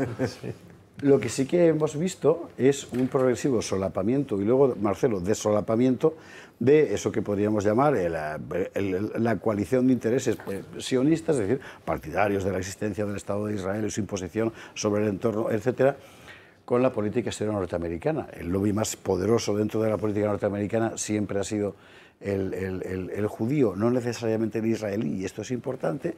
En esta última crisis de Gaza hemos visto a una buena parte de lo que antes era el lobby judío, de prensa, etcétera, manifestarse contra el gobierno de Israel, cosa que no es exactamente inédita, pero no era muy frecuente, y a Trump echándole la bronca a Netanyahu el otro día, al mismo tiempo que ayer fue, creo que sí, hace un tuit elogiándole, es decir, que también, digamos que el giro que ha señalado Pedro, y me parece que está bien visto, de la política israelí, Netanyahu, en fin, en los últimos años, hacia una suerte de construcción de un nacionalismo identitario cada vez más marcado, finalmente tiende a separarle del giro de la política exterior norteamericana hacia una posición también cada vez más nacionalista y menos globalista, como está ocurriendo con Trump, con lo cual todo se vuelve un poco imprevisible y el mapa todavía más oscuro, salvo una cuestión, que es que gane quien gane, a nosotros nos van a sacudir. Pero para mí la pregunta fundamental ya se dijo en la mesa. Es decir, lo que uno tiene que preguntarse, porque estamos hablando de política internacional, claro, es decir, de un juego de poder. No estamos hablando de quién es el arcángel San Gabriel, ni quién es más ángel que otro. Es decir, ¿cuál es? Es un juego de poder, es decir, la política mundial es el poder. Y ahí hay un par de claves de interpretación. La primera clave de interpretación, yo siempre lo decía en clase de alumnos, no es que uno esté a favor, pero es así, no puede hacer nada contra eso, es que el derecho internacional es una telaraña que deja pasar a la mosca más fuerte y atrapa a la mosca más débil. Eso es el derecho internacional. Quisiese yo que fuese distinto, está bien, yo quiero que sea distinto, pero no lo es. El derecho internacional es una telaraña, atrapa a la mosca más débil, deja pasar a la más fuerte. Segunda cosa para poder ordenar el pensamiento, que nosotros tenemos que pensar, yo estoy en Argentina, usted está en España, Venezuela, está en Estados Unidos, desde el interés nacional, pensar desde el interés nacional. Entonces, ordenamos, ¿qué es el derecho? Una telaraña. ¿Cuál es el modo de pensar a partir del interés nacional? Pero después hay otra cosa que también tenemos que saber, que en la guerra todos mienten o casi todos mienten, por no decir todos, si quieren casi todos. Entonces, hay que recordar que la guerra de Estados Unidos contra Cuba fue porque a los Estados Unidos se le ocurrió decir que España había hecho volar un barco ahí y que España eran unos bárbaros. Entonces, momentito, cuando hablamos de política internacional, sepa usted, quien nos está escuchando, claro, que todos van a mentir, o casi todos, y que alguno tiene razón en una parte y en otro no. Pero que usted tiene que juzgar esto no desde la moral, sino cuál es el interés nacional de España, cuál es el interés nacional. Y cuando vos hacías referencia a Estados Unidos, ahí también se ve, porque hay una gran base electoral de Estados Unidos que elige a Trump. ¿Por qué? Porque dice basta. Estados Unidos fue a la guerra en Irak, fue a la guerra, se entiende, de Siria, de forma directa o indirecta con los demócratas. ¿Y cuál fue el interés nacional de Estados Unidos en esa guerra? Ninguno. Toda pérdida. ¿Cuál es el interés nacional? Ahí. Y última cosa, no nos olvidemos que con la excusa de la lucha contra el terrorismo se destruyeron a estados donde había una gran población cristiana que vivía tranquila, que tenía ministros en el gobierno, eran Estados Unidos. Es una dictadura, mire, todo era una dictadura. Arabia Saudita es una dictadura, es una monarquía fundamentalista, pero nadie la critica. Y ahí la opresión de la mujer es fantástica. A Siria se la cargaron, ahora hay un terrorista que era calificado por terrorista y ahora es presidente, se le afeitaron un poquito la barba, le pusieron un traje como uso yo con corbata, nosotros lo llamamos a esto saco con corbata, y ahora resulta que el hombre esta cuenta Giscard d'Estaing. No, mire, ¿qué Giscard d'Estaing era un terrorista? Pero ahí la población cristiana fue masacrada, y en Irak también. Entonces, tener cuidado con estas cosas, no hacer un juicio de moral donde la moral no, yo quisiera que esté presente, pero que no es la política internacional, que es un juego de poder donde nos tenemos que fijar cuál es el interés nacional. A mí me parece fundamental que el televidente piense, cuando piensa en lo que ha pasado en esta última crisis en Oriente Medio, tiene que pensar, distinguir lo que sé, lo que creo que sé y lo que sé que no sé. Y de verdad que lo que creemos saber y no sabemos es enorme. Eso que ha dicho Marcelo, de que en la guerra se miente siempre, por supuesto, pero esa mentira ya pueden ser informes de expertos. Estamos hablando de una mentira muy bien organizada. O sea que hay que quedarse solo realmente, qué es lo indudable. Bien. Siempre se critica, yo he criticado aquí muchas veces cuando se habla de cosas que pasan en España, y digo, joder, no tenemos en cuenta la influencia de fuera, ¿no? De que muchas cosas que pasan en España, que pasan en la política nacional, tiene una influencia enorme lo que pasa fuera. Y en este caso, yo creo que también nos está pasando lo contrario. Es decir, que no pensamos en lo de dentro. Es decir, pensamos Israel, Irán y Estados Unidos como si fueran seres inamovibles, ¿no? Es decir, que agentes que son fulanito, menganito y tal, que no cambian. Y tenemos que tener en cuenta, en Irán, un régimen que lleva ya muchísimo tiempo y que atiene a una cierta proporción de la población hasta las narices, ¿qué sentido tiene esto y tal? El tema de los ayatolás, es decir, ser una teocracia en el siglo XXI, ¿qué sentido? Bien, tienes en Israel a un primer ministro que está acusado de corrupción, que sabe que en el momento en que deje el poder se va a accionar todos estos casos, y que, ¿os acordáis? Antes del 7 de octubre tuvo unas manifestaciones tremendas. Porque quería hacerse con el poder judicial, quería hacerse con el poder y judicial. Modificar la elección del Tribunal Supremo, como cierto Sánchez. Y está aliado con tipos, de verdad, que en cualquier otra democracia serían, no sé, casi incomprensibles, de absolutamente extremos.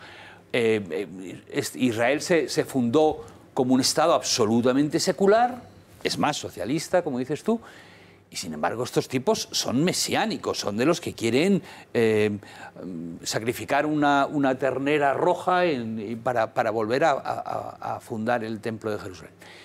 Y en Estados Unidos lo que tienes es otra cosa muy curiosa. Tienes un tipo muy carismático que ha ganado unas elecciones, digamos, por goleada, pero las ha ganado prometiendo que no se va a meter en guerras, y organiza este ataque. Y en el momento en que organiza este ataque, tú miras redes sociales y miras las encuestas de opinión, y la inmensa mayoría de sus partidarios estaba en contra de lo que había hecho. La inmensa mayoría. Si sabemos lo que ha hecho. Y ahí lo dejo. La inmensa mayoría de sus partidarios. Porque se ha visto perfectamente en redes sociales, como bien dices, que prácticamente no había nadie que defendiera de entre los suyos a Donald Trump. Los bots. Salvo los bots enviados, sabe Dios por quién, pero realmente nadie de los suyos. Mira, el otro día, al hilo de lo que has comentado precisamente de Irán, que yo creo que es un tema que no se termina demasiado de entender, ayer aquí Quintana Paz, que además estaba sentado aquí. Precisamente. Es el sitio de los Paz. Ahí estamos. Quintana Paz contó una experiencia que tuvo, un viaje en Irán, y donde lo que él relató fue que se sintió sorprendido por la europeidad de Irán, y donde la gente podía hablar con una cierta libertad dentro del país. Quiero decir con esto que en Irán, que se tienen a sí mismos, no sin razón, por la nación más antigua del mundo, porque tiene una conciencia nacional que es muy previa al Islam. Exacto. El Islam puede ser visto como algo, entiéndase, relativamente, no digo novedoso, pero que no está en la fundación de su propia nación. Y hasta cierto punto, tampoco hay que exagerar esto, pero hasta cierto punto en Irán el Islam, no digo que sea un barniz ni que sea puramente epidérmico, pero tienen conciencia de que existe un Irán que es otra cosa. Y de hecho la revolución del 79, mucha gente no lo sabe, es una revolución multiforme, es muy proteica, ¿no? Donde los musulmanes solo era un elemento, efectivamente. Solo era un elemento y no el principal en origen. Lo que pasa es que fueron los que mejor jugaron la baza política, y por primera vez alguien engañó a los comunistas. Sí, la primera vez que los comunistas fueron los compañeros de viaje. Efectivamente, así fue. Es decir, que no era un pueblo pidiendo, pese a toda la cuestión relativa al Shah, que hay que echarle de comer aparte, al señorito. Bueno, pese a toda... No era un Shah, no era una Aqueménida ni un Sasánida. Por supuesto, no, pues precisamente por eso. Pero no era una protesta de tipo religioso. Bueno, no lo fue la revolución iraní. Lo que pasa es que ha acabado dando... Resumen, porque es que hay que hacer la puglilla. Shah. Hay que interpretar todo lo que pasa en el mundo teniendo en cuenta que cada cual busca su mejor interés. No es una cuestión moral. Uno puede aplicar para sí mismo una interpretación moral de las cosas, pero no pretender que los agentes lo representen. Lo que representa cada uno de los agentes es eso. Normalmente, además de lo que buscan en cada uno de sus movimientos, sabemos solo una parte. Y que buena parte de lo que nos cuentan es mentira. Cosas que hay que tener en cuenta. Las etiquetas, sionista, antisemita, globalista... son callabocas. Marcelista. Son tapabocas. Es un callabocas. Es decir, no es que no respondan a una realidad, sí, pero no son toda la realidad, ni mucho menos definen una posición. Están bien como instrumentos. Y cuando uno se pelea con alguien, pues sí, vale, en el bar. ¿Vale? Sionista. ¿A dónde va eso? ¿A qué me antisemita.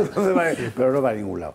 Y son cosas que hay que ir teniendo en cuenta. Nosotros cuando traemos, por ejemplo, a García Valdecasas aquí, que nos dé, siempre hay una polémica. Pero García Valdecasas es un diplomático profesional con ¿cuántos años de carrera? Casi 50. Entonces, claro, que ha vivido en Jerusalén. Y en Moscú. Entonces, él tiene una visión muy realista de los agentes. Claro, él tiene una perspectiva moral personal sobre las cosas porque es un buen tipo. Pero el juicio que hace no puede ser un juicio moral, claro, porque es que es un profesional de esto y sabe lo que se puede saber. Y luego hay muchas cosas de las que te enteras después. Todo esto para decirle que, pues mire, que mucha prudencia, que el mundo no se divide en antisemitas y sionistas, ni se divide en putinejos y zelenquianos, no. Y que, como muy bien hemos subrayado desde el principio y en particular Marcelo, por favor, políticos españoles, de una puñetera vez. Poned por delante el interés nacional, os va a entender quien os tiene que entender, y quien no se entiende es que no merece la pena que os entienda. Pero eso está extendido, José Javier, en toda la sociedad. Es decir, los políticos es verdad que están actuando así con una absoluta ausencia de patriotismo en el caso español, que es por otra parte algo a lo que ya estamos absolutamente acostumbrados. Pero es que los análisis que se hacen en la prensa también se corresponden con esas coordenadas. Tú no lees un artículo analítico en clave nacional, es decir, bueno, ¿y esto a España qué le va, qué le viene y tal? No, es todo como una especie de permanente pronunciamiento moral desde el Olimpo particular de cada uno. Y pero esto bastaría que a la gente se lo explique, si por cualquier motivo, cualquiera que fuese, por culpa de Irán, por culpa de Estados Unidos, por culpa de Israel, porque no me importa quién, se cerrase el estrecho de Hormuz, por el cual pasa el 20, 25, 30, 40% del petróleo, lo que vos quieras, la economía alemana se cae a pedazos.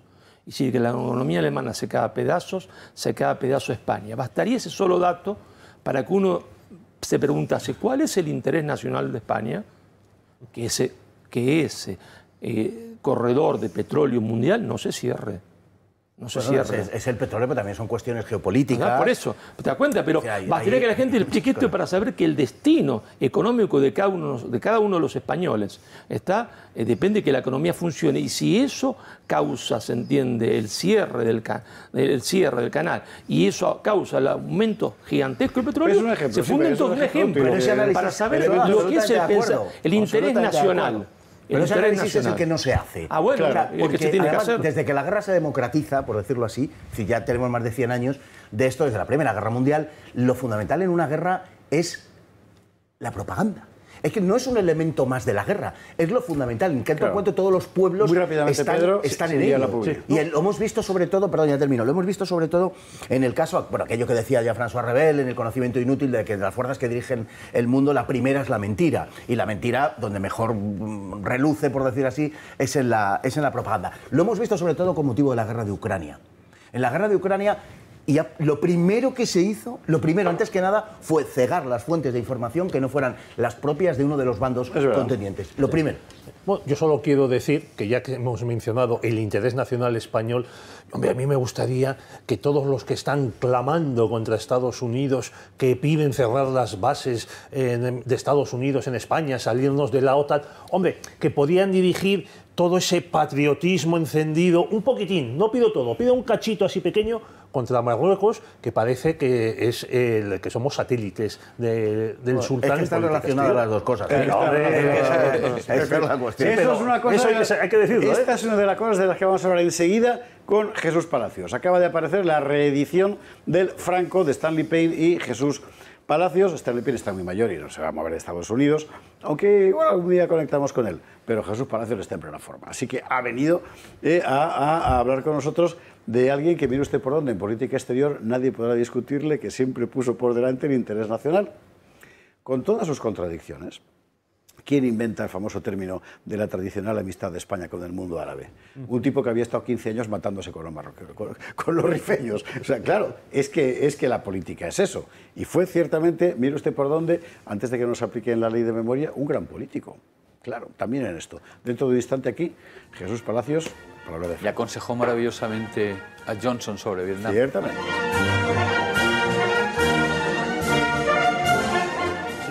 Estamos de vuelta, gato de viernes, gato de húsares. Aún no lo he dicho, pero a nuestras espaldas los húsares de nuestro padrino Augusto Ferrer de Dalmau sobre la mesa, a partir del húsar primigenio de la madrina Paz, a la que desde aquí mandamos un beso enorme, todos los amigos que nos habéis ido mandando, los amigos de los húsares. Y aquí tenemos pues de todos. Tenemos delante puestos, como usted sabe, al guardia civil, por lo que está ocurriendo en España. Creo que nada mejor que tener delante a un guardia civil y un legionario, con su carnero. Y a un almogávar de la Compañía de Reconstrucción Histórica Teruel Frontera, fuerte abrazo desde aquí, por lo que pueda pasar. Al fondo, el español del 17, elaborado por Francano, escultor de Murcia, fortísimo abrazo, y la bandera de la raza que nos trajo Ignacio Bracht. Y más cosas. Ya dice usted que el último programa de la temporada lo vamos a dedicar a contar quién es cada uno de ellos y después iremos contando historias en torno a la historia. De momento, historias en torno a la historia, el Franco. Este volumen, el Franco de Stanley Payne y Jesús Palacios, es un libro de los que hay que leer. Es que está todo. Y además con interpretaciones muy interesantes y contando cosas que no se habían contado antes, algunas de ellas, ¿no? No porque no se supieran en realidad, sino porque es que no se habían contado y te ayudan a entender mejor todo el personaje y su época, que es absolutamente decisiva. Bueno, la noticia ¿cuál es? Que hay reedición, además con un prólogo nuevo, y aquí está Jesús Palacios. Muy buenas noches para contarnos. Buenas noches, un placer, gracias. Bueno, lo primero, enhorabuena por la reedición, es la contribución de la Esfera de los Libros a las instrucciones del gobierno de celebrar el año Franco-Veo, como nosotros hacemos con esta sección. Y Franco, ¿qué opina de esto? Que se le ocurrió a Barbadillo y que desde entonces nos lleva todas las semanas a hablar de Franco, obedientes a las consignas gubernamentales, como habéis hecho vosotros, que veo que sois muy bien mandados. Y entonces habéis sacado aquí este libro, que es la biografía del personaje decisivo del siglo XX en España, sin ninguna duda. Absolutamente, pero no solamente del siglo XX. Es el personaje total y absolutamente decisivo de los 50 años sin Franco, pero con más Franco que nunca. Es decir, no es solamente que Pedro Sánchez haya fijado el objetivo de decir 2025 año de Franco, porque eso pretendía que fuese como la gran estigmatización, no solamente de Franco, del franquismo, sino de quienes se opusieran a algún tipo de acción de hablar sobre Franco. No ya defender a Franco, sino hablar sobre Franco, el régimen de Franco, y contar lo que fue el régimen de Franco y su sistema político.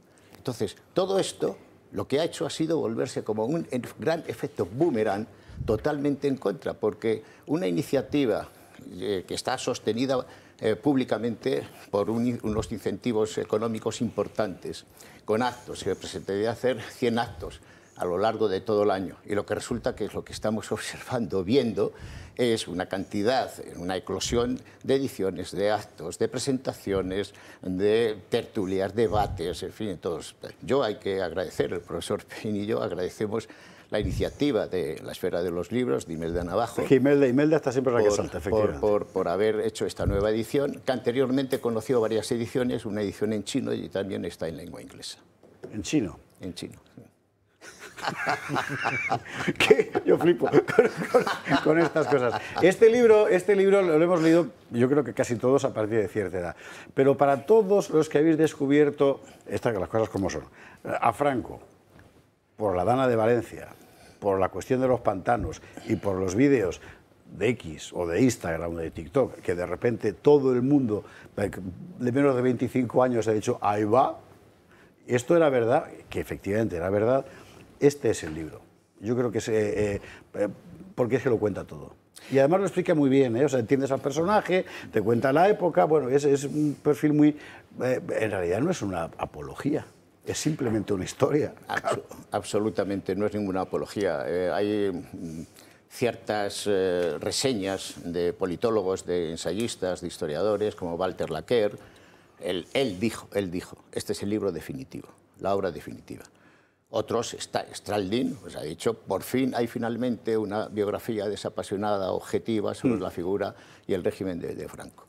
Lo que nosotros ponemos mucho hincapié es en esas 16 páginas a las que has hecho alusión, José Javier, del prólogo. ¿Por qué? Porque el prólogo es un ensayo histórico-político de estos 50 años. Y estos 50 años son los que explican de una forma absolutamente clarividente, con toda claridad, por qué el régimen de Franco fue una cosa y por qué este sistema político ha derivado en un Estado fallido, con un Estado de partidos, con un sistema de partidos, en donde a través del sistema constitucional del régimen del 78 ha ido derivando a una corrupción sistémica, institucional, política y a un fracaso también de la política en todos los aspectos. Hasta el derribo de la Constitución misma por el Tribunal Constitucional, como veíamos ayer. Como esto va a ser el tema del final del programa, pues Jesús se va a quedar con nosotros, castigado por haber sacado el tema. Y ahora vamos específicamente a la cuestión Franco. Pedro, Fernando, Marcelo. Bueno, el libro que habéis escrito tú y el profesor Peina, la verdad es que abarca, como has dicho, muchísimas materias, algunas de ellas que se suelen olvidar, incluso, vamos a decir, por los partidarios o los defensores de la figura de Franco, pues como todo el desarrollo económico que hace que España pase de ser un país pues, subdesarrollado en el espacio europeo a ser la octava o la novena potencia industrial. También mencionáis el asunto de la repoblación forestal, que es importantísimo, que es una vieja idea de los regeneracionistas. Habláis de la vivienda, que es otro de los motivos por los que los jóvenes están recuperando a Franco. Y también hay a mí un asunto que me interesa mucho y que interesará, espero, a nuestros oyentes y a los lectores, que es el asunto de la bomba atómica, que tú conociste al general y físico que la desarrolla. Y además interesa por qué Franco decide cancelar ese proyecto, que nos lleva a preguntarnos por las relaciones internacionales de la España franquista con Estados Unidos y, en segundo lugar, con Gran Bretaña y con Francia, porque Franco, y quiero explicarlo, consigue romper esa supeditación tradicional de España desde la muerte de Fernando VII a Londres y París, cambiando el eje de la política exterior a Estados Unidos, que luego pues, ha tenido otras consecuencias, pero eso ya es asunto de equilibrios. Bueno, has puesto el acento en muchas cosas, Pedro, pero una de ellas es principal y fundamental. Es que Franco representa en la historia el gran proceso de transformación, de regeneración, de reforma política y social en todos los aspectos ante el enorme fracaso de los regímenes políticos después del colapso del Imperio Español. Y eso es absolutamente fundamental. Y no hay que ser franquista ni hay que ser apologista, hay que ser simplemente un analista para decir que la política social de Franco, que todo lo que se emprendió ya desde finales de los años 50, una vez que se va superando todas las grandes dificultades tras la debacle, del desastre de la Guerra Civil Española y también de lo que fue la condena internacional y el aislamiento, no bloqueo, pero sí aislamiento durante un proceso de años hasta que los Estados Unidos deciden que el régimen de Franco tenga también una representación internacional y nacional respetada por los occidentales que han ganado la guerra mundial. Entonces se cambia esa política. A partir del 53, en el 55, España ingresa en la ONU. Y todos esos hechos sucesivos van a transformar a España en todos los aspectos. Y los últimos 25 años del régimen de Franco de España tiene lo que se adelanta en más de 2 décadas a lo que ha sido el gran desarrollismo de China. O sea, en todos los aspectos. No hay que ser un franquista. Yo no lo soy, el profesor Stanley Payne tampoco. Simplemente observando, analizando, investigando y viendo lo que ha sido la historia, lo que decimos, naturalmente, frente a unos y a otros, es que Franco situó a España en el eje principal de lo que era una gran potencia al final de su época y al final de su tiempo. Fernando. Bueno, yo que me precio de leer toda la biografía de Franco que aparece y, en fin, todo el material que uno es capaz de absorber de este tipo de cosas, creo que estamos ante la mejor biografía de Franco, en mi opinión personal. Es una biografía que en absoluto es apologética, es una biografía desapasionada, es una biografía absolutamente apolítica, y si la sociedad estuviera un poquito más equilibrada de lo que está, no tengo ninguna duda de que mi opinión sería extensiva a casi todo el mundo. Lo que pasa es que quizá, bueno, pues estamos en un momento en el que ser sensato y analizar las cosas de una forma, o valorar las cosas de una forma analítica, como se hace en ese libro, pues parece un pecado, ¿no? Si pueden existir biografías definitivas, que yo creo que no, porque evidentemente la historia está permanentemente en revisión, pero esto sería lo más parecido que hay a una biografía definitiva de Franco. Es una valoración, es sobre todo una exposición, una valoración y sobre todo un relato de lo que es el personaje en su faceta política y en muchas otras de carácter personal, que para mí no tienen comparación posible. Pero si ustedes han leído por desventura la biografía, por llamarlo de alguna manera, de Paul Preston, de Franco, harían particularmente bien en leer esta, para que vean lo que es escribir una biografía de un personaje y lo que es escribir una biografía o una pretendida biografía que no es más que un cúmulo de disparates. Y para que vean quién es Preston también. Sí, sí, sí. Y además lleno de juicio de intención, cosa que ahí no hay, cosa que en la biografía de Palacios y Paine no se produce. Léanla, de verdad, que les invito a que la lean, léanla y comprobarán que lo que digo es absolutamente cierto. Bueno, yo agradezco muchísimo las palabras de Fernando, pero es que lo que nosotros huimos precisamente es de hacer ningún tipo de sectarismo, claro, o de no ser objetivos. Simplemente acudiendo a los hechos, acudiendo a los documentos, estudiando, analizándolo y poniéndolos, cotejándolos unos con otros, y llegas a unas conclusiones. ¿Esas conclusiones pueden estar en discusión? Sí, naturalmente, las pueden discutir y las pueden hablar. Ahora, rebatirlas sin que haya un sectarismo ideológico o de propaganda, como hacen alguien que se puede tildar de historiadores, en fin, pues lo que son propagandistas, no voy a citar nombres, pero entonces estamos hablando de otra cosa. No estamos hablando de escribir de una forma desapasionada, lo más objetiva posible, que es la función del investigador y del estudioso y del historiador. Eso es lo que hemos querido llevar y es lo que hemos llevado a esta biografía. Don Marcelo. Jesús, yo te escuchaba atentamente. Un esfuerzo para hacer un trabajo objetivo, ¿sí?, científico, profesional, de dos grandes historiadores. Ahora, a pesar de eso, a pesar de que es un esfuerzo lo más objetivo que un humano puede ser, quizás, porque nunca se puede ser totalmente objetivo, a pesar de eso, hay, tú mismo me lo comentaste hace un tiempo, dos leyes implacables que pueden decir que ese análisis objetivo es propaganda y, por lo tanto, esas dos leyes son la negación de la libertad, ¿no? Sí. Entonces, si hay negación de la libertad, el régimen que se está viviendo, ¿cómo lo calificarías? Bueno, quiero un breve repaso sobre ese asunto, porque Marcelo se está refiriendo a las leyes absolutamente sectarias sovietizantes de Zapatero, de 2007, Ley de Memoria Histórica, y la de 2022, de Ley de Memoria Democrática, de Pedro Sánchez. Todo esto tiene un trasunto anterior y surge desde la misma génesis, aunque luego lo hablaremos, de la propia Constitución.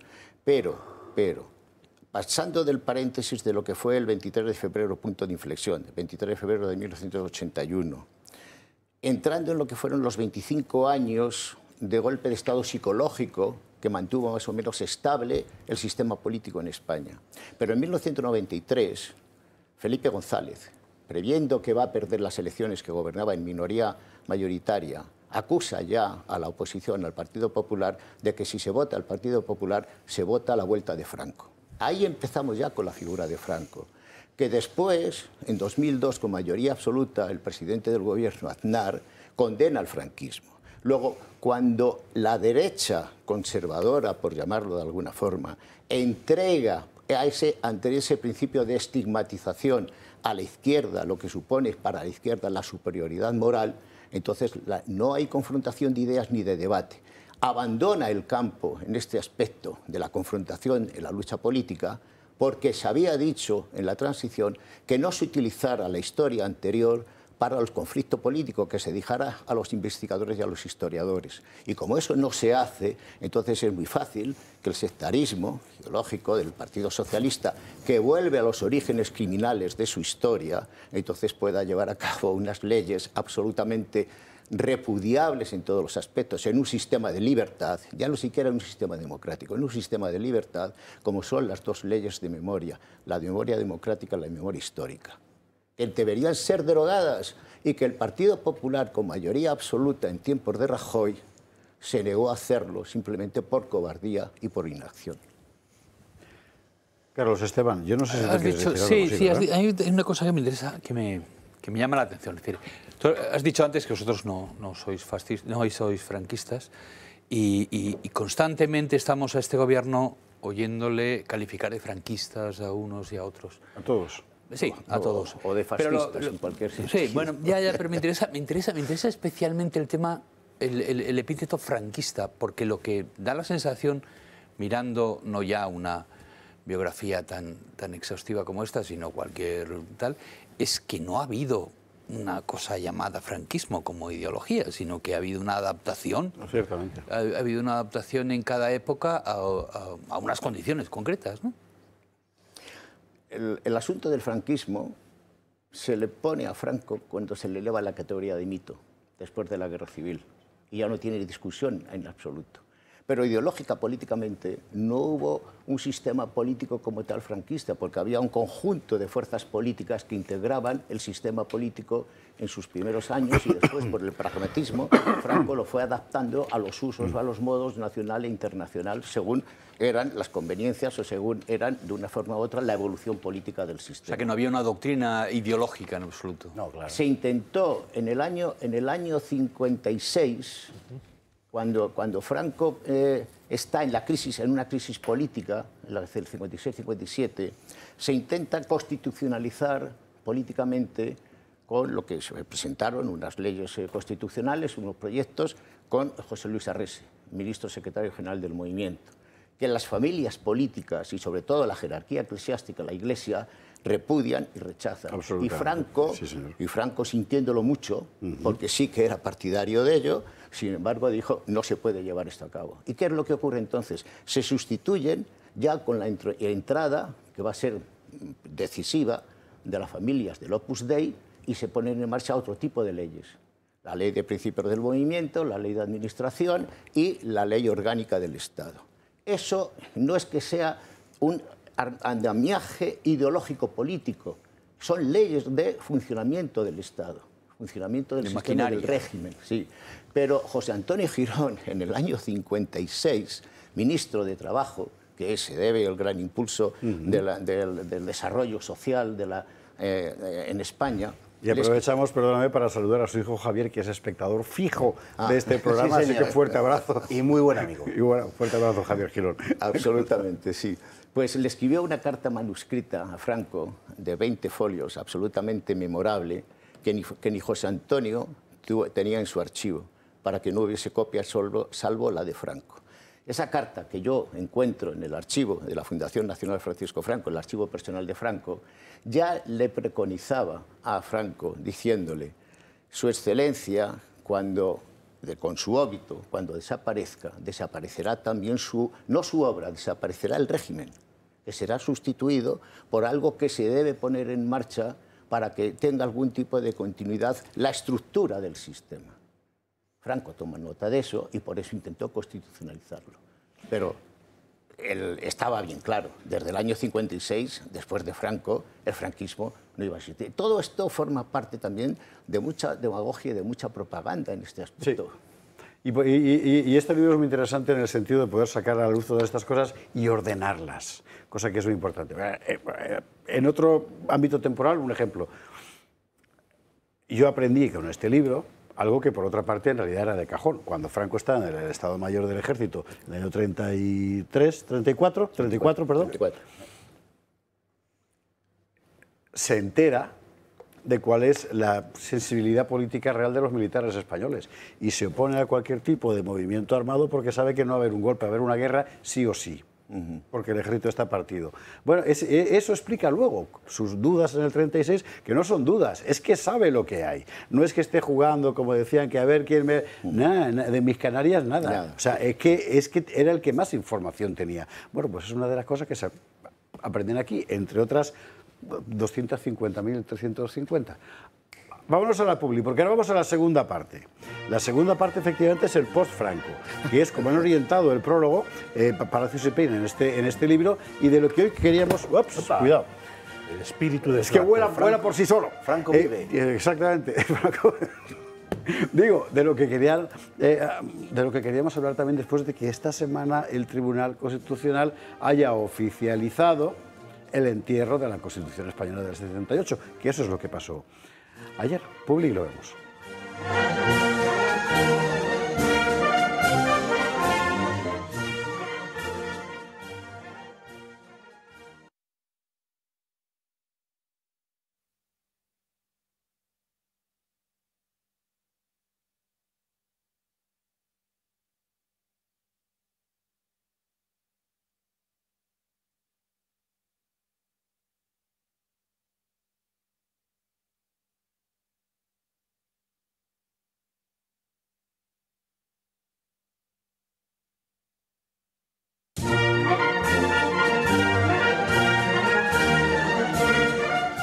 Estamos de vuelta, recta final del Gato al Agua. Jesús Palacios continúa con nosotros y la verdad es que fantástico, porque aquí venimos ya semanas contando, es decir, esto se estaba hundiendo, se ha hundido. Se había hundido ya, muchos lo veían, decían, no, todavía no, porque el orden, porque la letra de la Constitución. Esta semana el Tribunal Constitucional decidía que romper la unidad nacional no es delito, que eso es lo que ha significado la ley de amnistía, con lo cual podemos ya dar por hecho que se acabó. Siempre habrá dice, no, es que en realidad esto va contra la Constitución. Pero alma de cántaro, si es el Tribunal Constitucional quien te lo ha dicho. Claro. Pues aún así, y algunos, por cierto, con un entusiasmo que ya es cómico, porque no se puede exagerar tanto como, por ejemplo, el otro día, por otra parte muy respetada, no diré yo que no, Cayetana Álvarez de Toledo, que se descolgó con esta, no sé cómo llamarlo, con esta. Ir más allá, queremos construir una nación en positivo, en futuro. No tiren la Constitución con el agua sucia del nacionalismo. En absoluto. No tiren la Constitución. Y con la agua sucia que ustedes también han blanqueado, señora Cayetana. Es lo mejor que hemos hecho en 500 años de historia en común los españoles. Por tanto, el pacto del como decía, no renuncien a la Constitución. No tengan esa esto. Resignación y ese desistimiento. Ya. Lo mejor que hemos hecho en 500 años de historia de los españoles no es el descubrimiento de América, pues no es llevar la viruela, no es Lepanto, como el de Marcelo Gullo, no es llevar la vacuna contra la viruela a América con la expedición Balmis, no es la expedición Malaspina, gran obra de la Ilustración, no es la invención de la primera máquina de vapor con Jerónimo de Ayaz, no es el Escorial, no es la superreforma del Concilio, es la Constitución del 78, claro. O sea, lo ves y dices, no puedes decirlo en serio, y el problema es que sí. Y unas pocas horas antes de que el Tribunal Constitucional diga lo que ha dicho de la amnistía. Es un poco una enfermedad, ¿no? Más que una enfermedad es una enorme ignorancia y una gran incultura.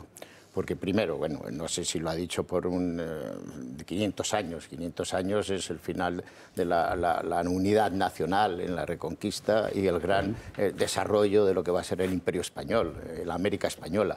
Pero bueno, pero en todo caso, hombre, compararlo con las 8 constituciones del siglo XIX podría tener alguna. Pero no, es que la Constitución del 78, y esto lo dijo muy claramente Torcuato Fernández Miranda, que es el gran inspirador inicialmente de la Constitución, y lo dijo a personas con una gran inteligencia como Gonzalo Fernández de la Mora, cuando le preguntó qué es lo que quiere hacer el rey, porque se presentaba con un gran voluntarismo, pero también con unas clases de improvisación, de indigencia y de incultura, el rey Juan Carlos. Nosotros vamos a pactar con las izquierdas y con los separatistas, llamando nacionalistas entonces. Es decir, la Constitución se obvia lo que es la parte de la derecha conservadora y se hace al modo y manera de la izquierda. Es decir, que es un poco la mecánica de la Restauración de 1876, eso es lo que esta vez metiendo en el juego a los nacionalistas con la misma idea de que al fin y al cabo aquí, digamos, lo conservador lo represento yo. Exacto. Vamos a meter a los demás aquí para que jueguen y todos estarán interesados en sujetar el edificio porque si se cae se nos va a quedar a todos encima. Grave error. Claro. Y eso se dan cuenta inmediatamente en el año 78-79 de que hay que rectificarlo. Y de ahí vienen las conversaciones y lo que se va en el primer punto de inflexión del desarrollo de la transición con el 23 de febrero del 81. Se intentó modificar y se intentó cambiar lo que es ¿sobre qué descansa el andamiaje? El título 8º de la Constitución, el de las autonomías, y la definición de nacionalidades, que es llevar, Gonzalo Fernández de la Mora se lo dijo a Torcuato Fernández Miranda, habéis creado la España plurinacional, no es Zapatero quien lo dice, es Gonzalo Fernández de la Mora quien se lo dice ya en el año 77, 78. A vosotros lo que habéis generado es la España plurinacional. Esos son los efectos de la Constitución del 78, que el Tribunal Constitucional ayer, al ser garante de una ley para autoamnistiarse a sus amigos Sánchez para seguir manteniéndose en el poder, lo que hace es el finiquito del régimen del 78. Con una cuestión importantísima también, que el rey la ha firmado. Y hay un artículo de la Constitución que siempre se dice, la corona no tiene facultades, la corona es simplemente representación ornamental. No, la corona no. Hay aparte del artículo 99 para ser nominado un candidato a ser presidente del gobierno. El artículo 62 de las facultades de la corona, el punto I, dice algo que es fundamental. La corona ejerce el derecho de gracia. Es decir, la amnistía, la que se tramita con ley de amnistía en el Parlamento y se lleva la firma del rey, es sobre el derecho de gracia y por lo tanto es algo exclusivo de la corona. Ejercer es algo exclusivo de la corona y lo que hace el rey es firmarla. Qué gracia. Nunca mejor dicho. Señores, como quedan pocos minutos de programa, yo sí que querría opiniones conclusivas para poder irnos al buenas noches con alguna idea cerrada. Yo no quisiera, ¿cómo decirlo? Porque parece que es un debate muy hispano-español. Muy peninsular. Pues no, pues Marcelo, vendrá muy bien una visión desde fuera, precisamente. Pero para mí, una nación, lamento decirlo para la señora Cayetana, ¿no? Lamento decírselo, una nación es más que una constitución. Claro. Una nación es más que una constitución. Y con eso digo todo, ¿no? Una nación es más que una constitución. Las constituciones pasan, las naciones quedan. Los regímenes políticos, sociales, pasan, las naciones quedan. Por eso cuando De Gaulle le decían la Unión Soviética, no, decía De Gaulle, la Rusia, no, general, Rusia desapareció de la Unión Soviética, no, Rusia, decía De Gaulle, y Rusia volvió, porque las naciones son más que los regímenes políticos, económicos, dictadura, democracia. Una nación perdura más que un papelito. Marcelo, un Estado puede caer, la nación no. Ahora estamos en un Estado fallido, pero la nación no.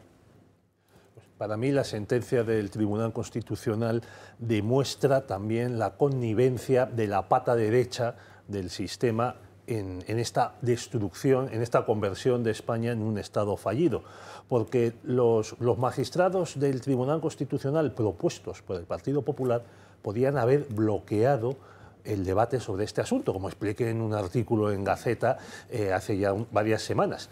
Simplemente con no presentarse en el Pleno habrían retirado el quórum. O sea, para debatir y tomar decisiones, los magistrados tienen que estar presentes 2/3. Si se hubiesen retirado los magistrados, vamos a decir, decentes, pues se habría bloqueado. También se podía haber bloqueado en el Senado con mayoría absoluta del Partido Popular. Y aquí el Partido Popular ha mantenido todo esto en marcha, igual que, como habéis citado, la corona. Porque están todos en el ajo, con perdón. Bueno, lo que expresa Cayetana es la idea contractual de la nación. Es decir, la nación no tiene una esencia en sí misma, no tiene una identidad, sino que simplemente es un conjunto de normas que son mudables y que pueden cambiar hoy en un sentido o que pueden cambiar en otro. Por eso entiende que lo que más valor tiene es el hecho contractual, por definición, que sería la Constitución del 78. Pero en una interpretación mitologizada de lo que es la Constitución del 78 y que además, en mi opinión, está ya fuera del tiempo. Precisamente porque los políticos, a través de este tipo de mecanismos y de lo que hemos visto de la amnistía en último lugar, pero no es la única razón, ni muchísimo menos, digo, precisamente por eso yo creo que se ha producido ya en la sociedad, sobre todo desde la implantación del régimen del 11M, el 2004, se ha producido ya un desbordamiento político e institucional. Es decir, nadie se cree esto. Todas las sociedades tienen un hecho constitutivo y tienen una especie de tótem de la tribu que es intocable. y en torno a lo cual gira toda la vida de la comunidad política. En España era la Constitución, para bien o para mal, y seguramente para mal, pero eso es otra cuestión. Sí, pero lo era. Pero lo era, hasta el 2004. Ese carácter mágico, totémico de la Constitución ha desaparecido. Los americanos se sienten muy orgullosos de su Constitución, que está desde el principio, que la mantienen y además es cortita y muy útil. En realidad, cuando tú das la interpretación exclusiva de ese texto a un cuerpo, que es el Tribunal Constitucional, en el caso de Estados Unidos, el Tribunal Supremo, ya no tienes esa Constitución. Ya tienes la dictadura más o menos arbitraria de ese grupo de personas. Porque, evidentemente, aquí tenemos el Tribunal Constitucional, que han elegido pues, por consenso, pero que lo que hace directamente es lo que quiere el presidente del gobierno, y que estamos viéndole considerar constitucional cosas que a todas luces contradicen la literalidad del texto. Con eso quiero decir que un trozo de papel no se va a levantar en defensa de nada, ¿vale? Es decir, si se hubiera decretado la interpretación de este texto es la que se le ocurre a cualquier, como se decía antes, prudente padre de familia. Vale. Pero dice, no, el único que puede decir qué quieren decir estas misteriosas palabras es este cuerpo. Pues nada, entonces ya dirá exactamente lo que le dé la gana, que es lo que estamos viendo. Pero es que al final, en ese sentido, Javier, la mitologización, como dices tú, que hace Cayetana de la Constitución, me parece bastante es absolutamente absurda, pero el problema está no en la sentencia del Tribunal Constitucional sobre la amnistía. El problema es absolutamente previo. Está o radica en la Constitución misma del Tribunal Constitucional. Es que no puede haber una norma como la Constitución, que teóricamente salvaguarda de la libertad y de la democracia, sabemos que es mentira, pero da igual, a título argumentativo lo vamos a aceptar, no puede haberlo cuando el Tribunal Constitucional lo determina el poder político. Claro. Entonces, sencillamente, eso no es un régimen democrático. Será lo que sea, pero no es un régimen democrático. Es un régimen distinto que en algunos tramos coincide con un régimen democrático, pero no es un régimen democrático porque no puede ser aquel llamado a fiscalizar la acción política alguien elegido precisamente por aquellos que tienen que ser fiscalizados. 3 minutos nos quedan y nosotros, perdón, esos 3 minutos, minuto y medio para Jesús Palacios. Una pregunta sencilla. ¿Y a partir de ahora qué? A partir de ahora... Porque se ha hundido un sistema. No. A partir de ahora, a mí lo que me gustaría ver, precisamente el libro está muy orientado y dirigido hacia estas nuevas generaciones, esos 50 años que no han conocido a Franco, que no han conocido el sistema anterior, que desconocen la historia porque se ha encargado el sistema político de arrumbar de la historia, en todo caso, de tergiversarla y de que no se conozca la historia. Bueno, que la conozcan y que tengan una reacción. España necesita un revulsivo en una acción cívico-social que impacte o en los grupos políticos o en algunos políticos para llevar a cabo un cambio y una reforma política de la propia Constitución, que significaría un nuevo proceso constituyente o constitucional, pero con una gran base social que lo empujara. Tiene que haber mucha fuerza ante un enorme fracaso como el que estamos nosotros atravesando ahora. Señores, hay que acabar. Y Pedro dice, ¿y yo qué? 30 segundos. Bueno, pues que la sentencia también se carga la superstición de Europa, de que Europa nos va a salvar, de que estamos en Europa, qué maravilla ser europeos. No, somos los españoles los que tenemos que reconstruir nuestro Estado y defender nuestra nación. Por cierto, ¿sabe usted qué moción de censura lo contábamos ayer contra Úrsula en el Parlamento Europeo? Por el Pfizer-Gate. En fin. Señores, sabemos cómo va a acabar. Ya sabemos cómo va a acabar, pinchándose todo el mundo. Sí. Jesús Palacios, gracias mil. Recordamos este libro, El Franco de Peidi Palacios, recitado en La Esfera de los Libros. Y nos vamos a dormir, usted haga lo que quiera. Pero, no sin recordar, Gullo, la semana que viene en Granada. 1 de julio. 1 de julio. Ahí estamos, en el Palacio de los Condes de Gavia, en Granada, Marcelo Gullo, al que ya despedimos, porque cuando vuelva será en octubre y con el libro bajo el brazo. Muchas gracias, querido José Javier, por todas las oportunidades que me diste de estar con mi querido pueblo español. Gracias a ti, Marcelo, que ya sabes que aquí tienes la silla siempre, cada vez que vengas. Don Pedro Fernández Barbadillo, don Fernando Paz, Carlos Esteban, Marcelo Ullo, Jesús Palacios, mil gracias a todos y a ustedes por estar ahí como siempre. La semana que viene, el lunes, más gato, si no ha pasado algo, que tenemos que hacer una edición especial de domingo, que con la que está cayendo, joder, el marido de Pardo de Vera, por favor. Bueno, más cosas. Recuerde, para que esto sea posible, específicamente de los viernes, Club de Amigos. Si no, estaremos en manos de Bolaños, que es lo peor que nos puede pasar. Que descansen.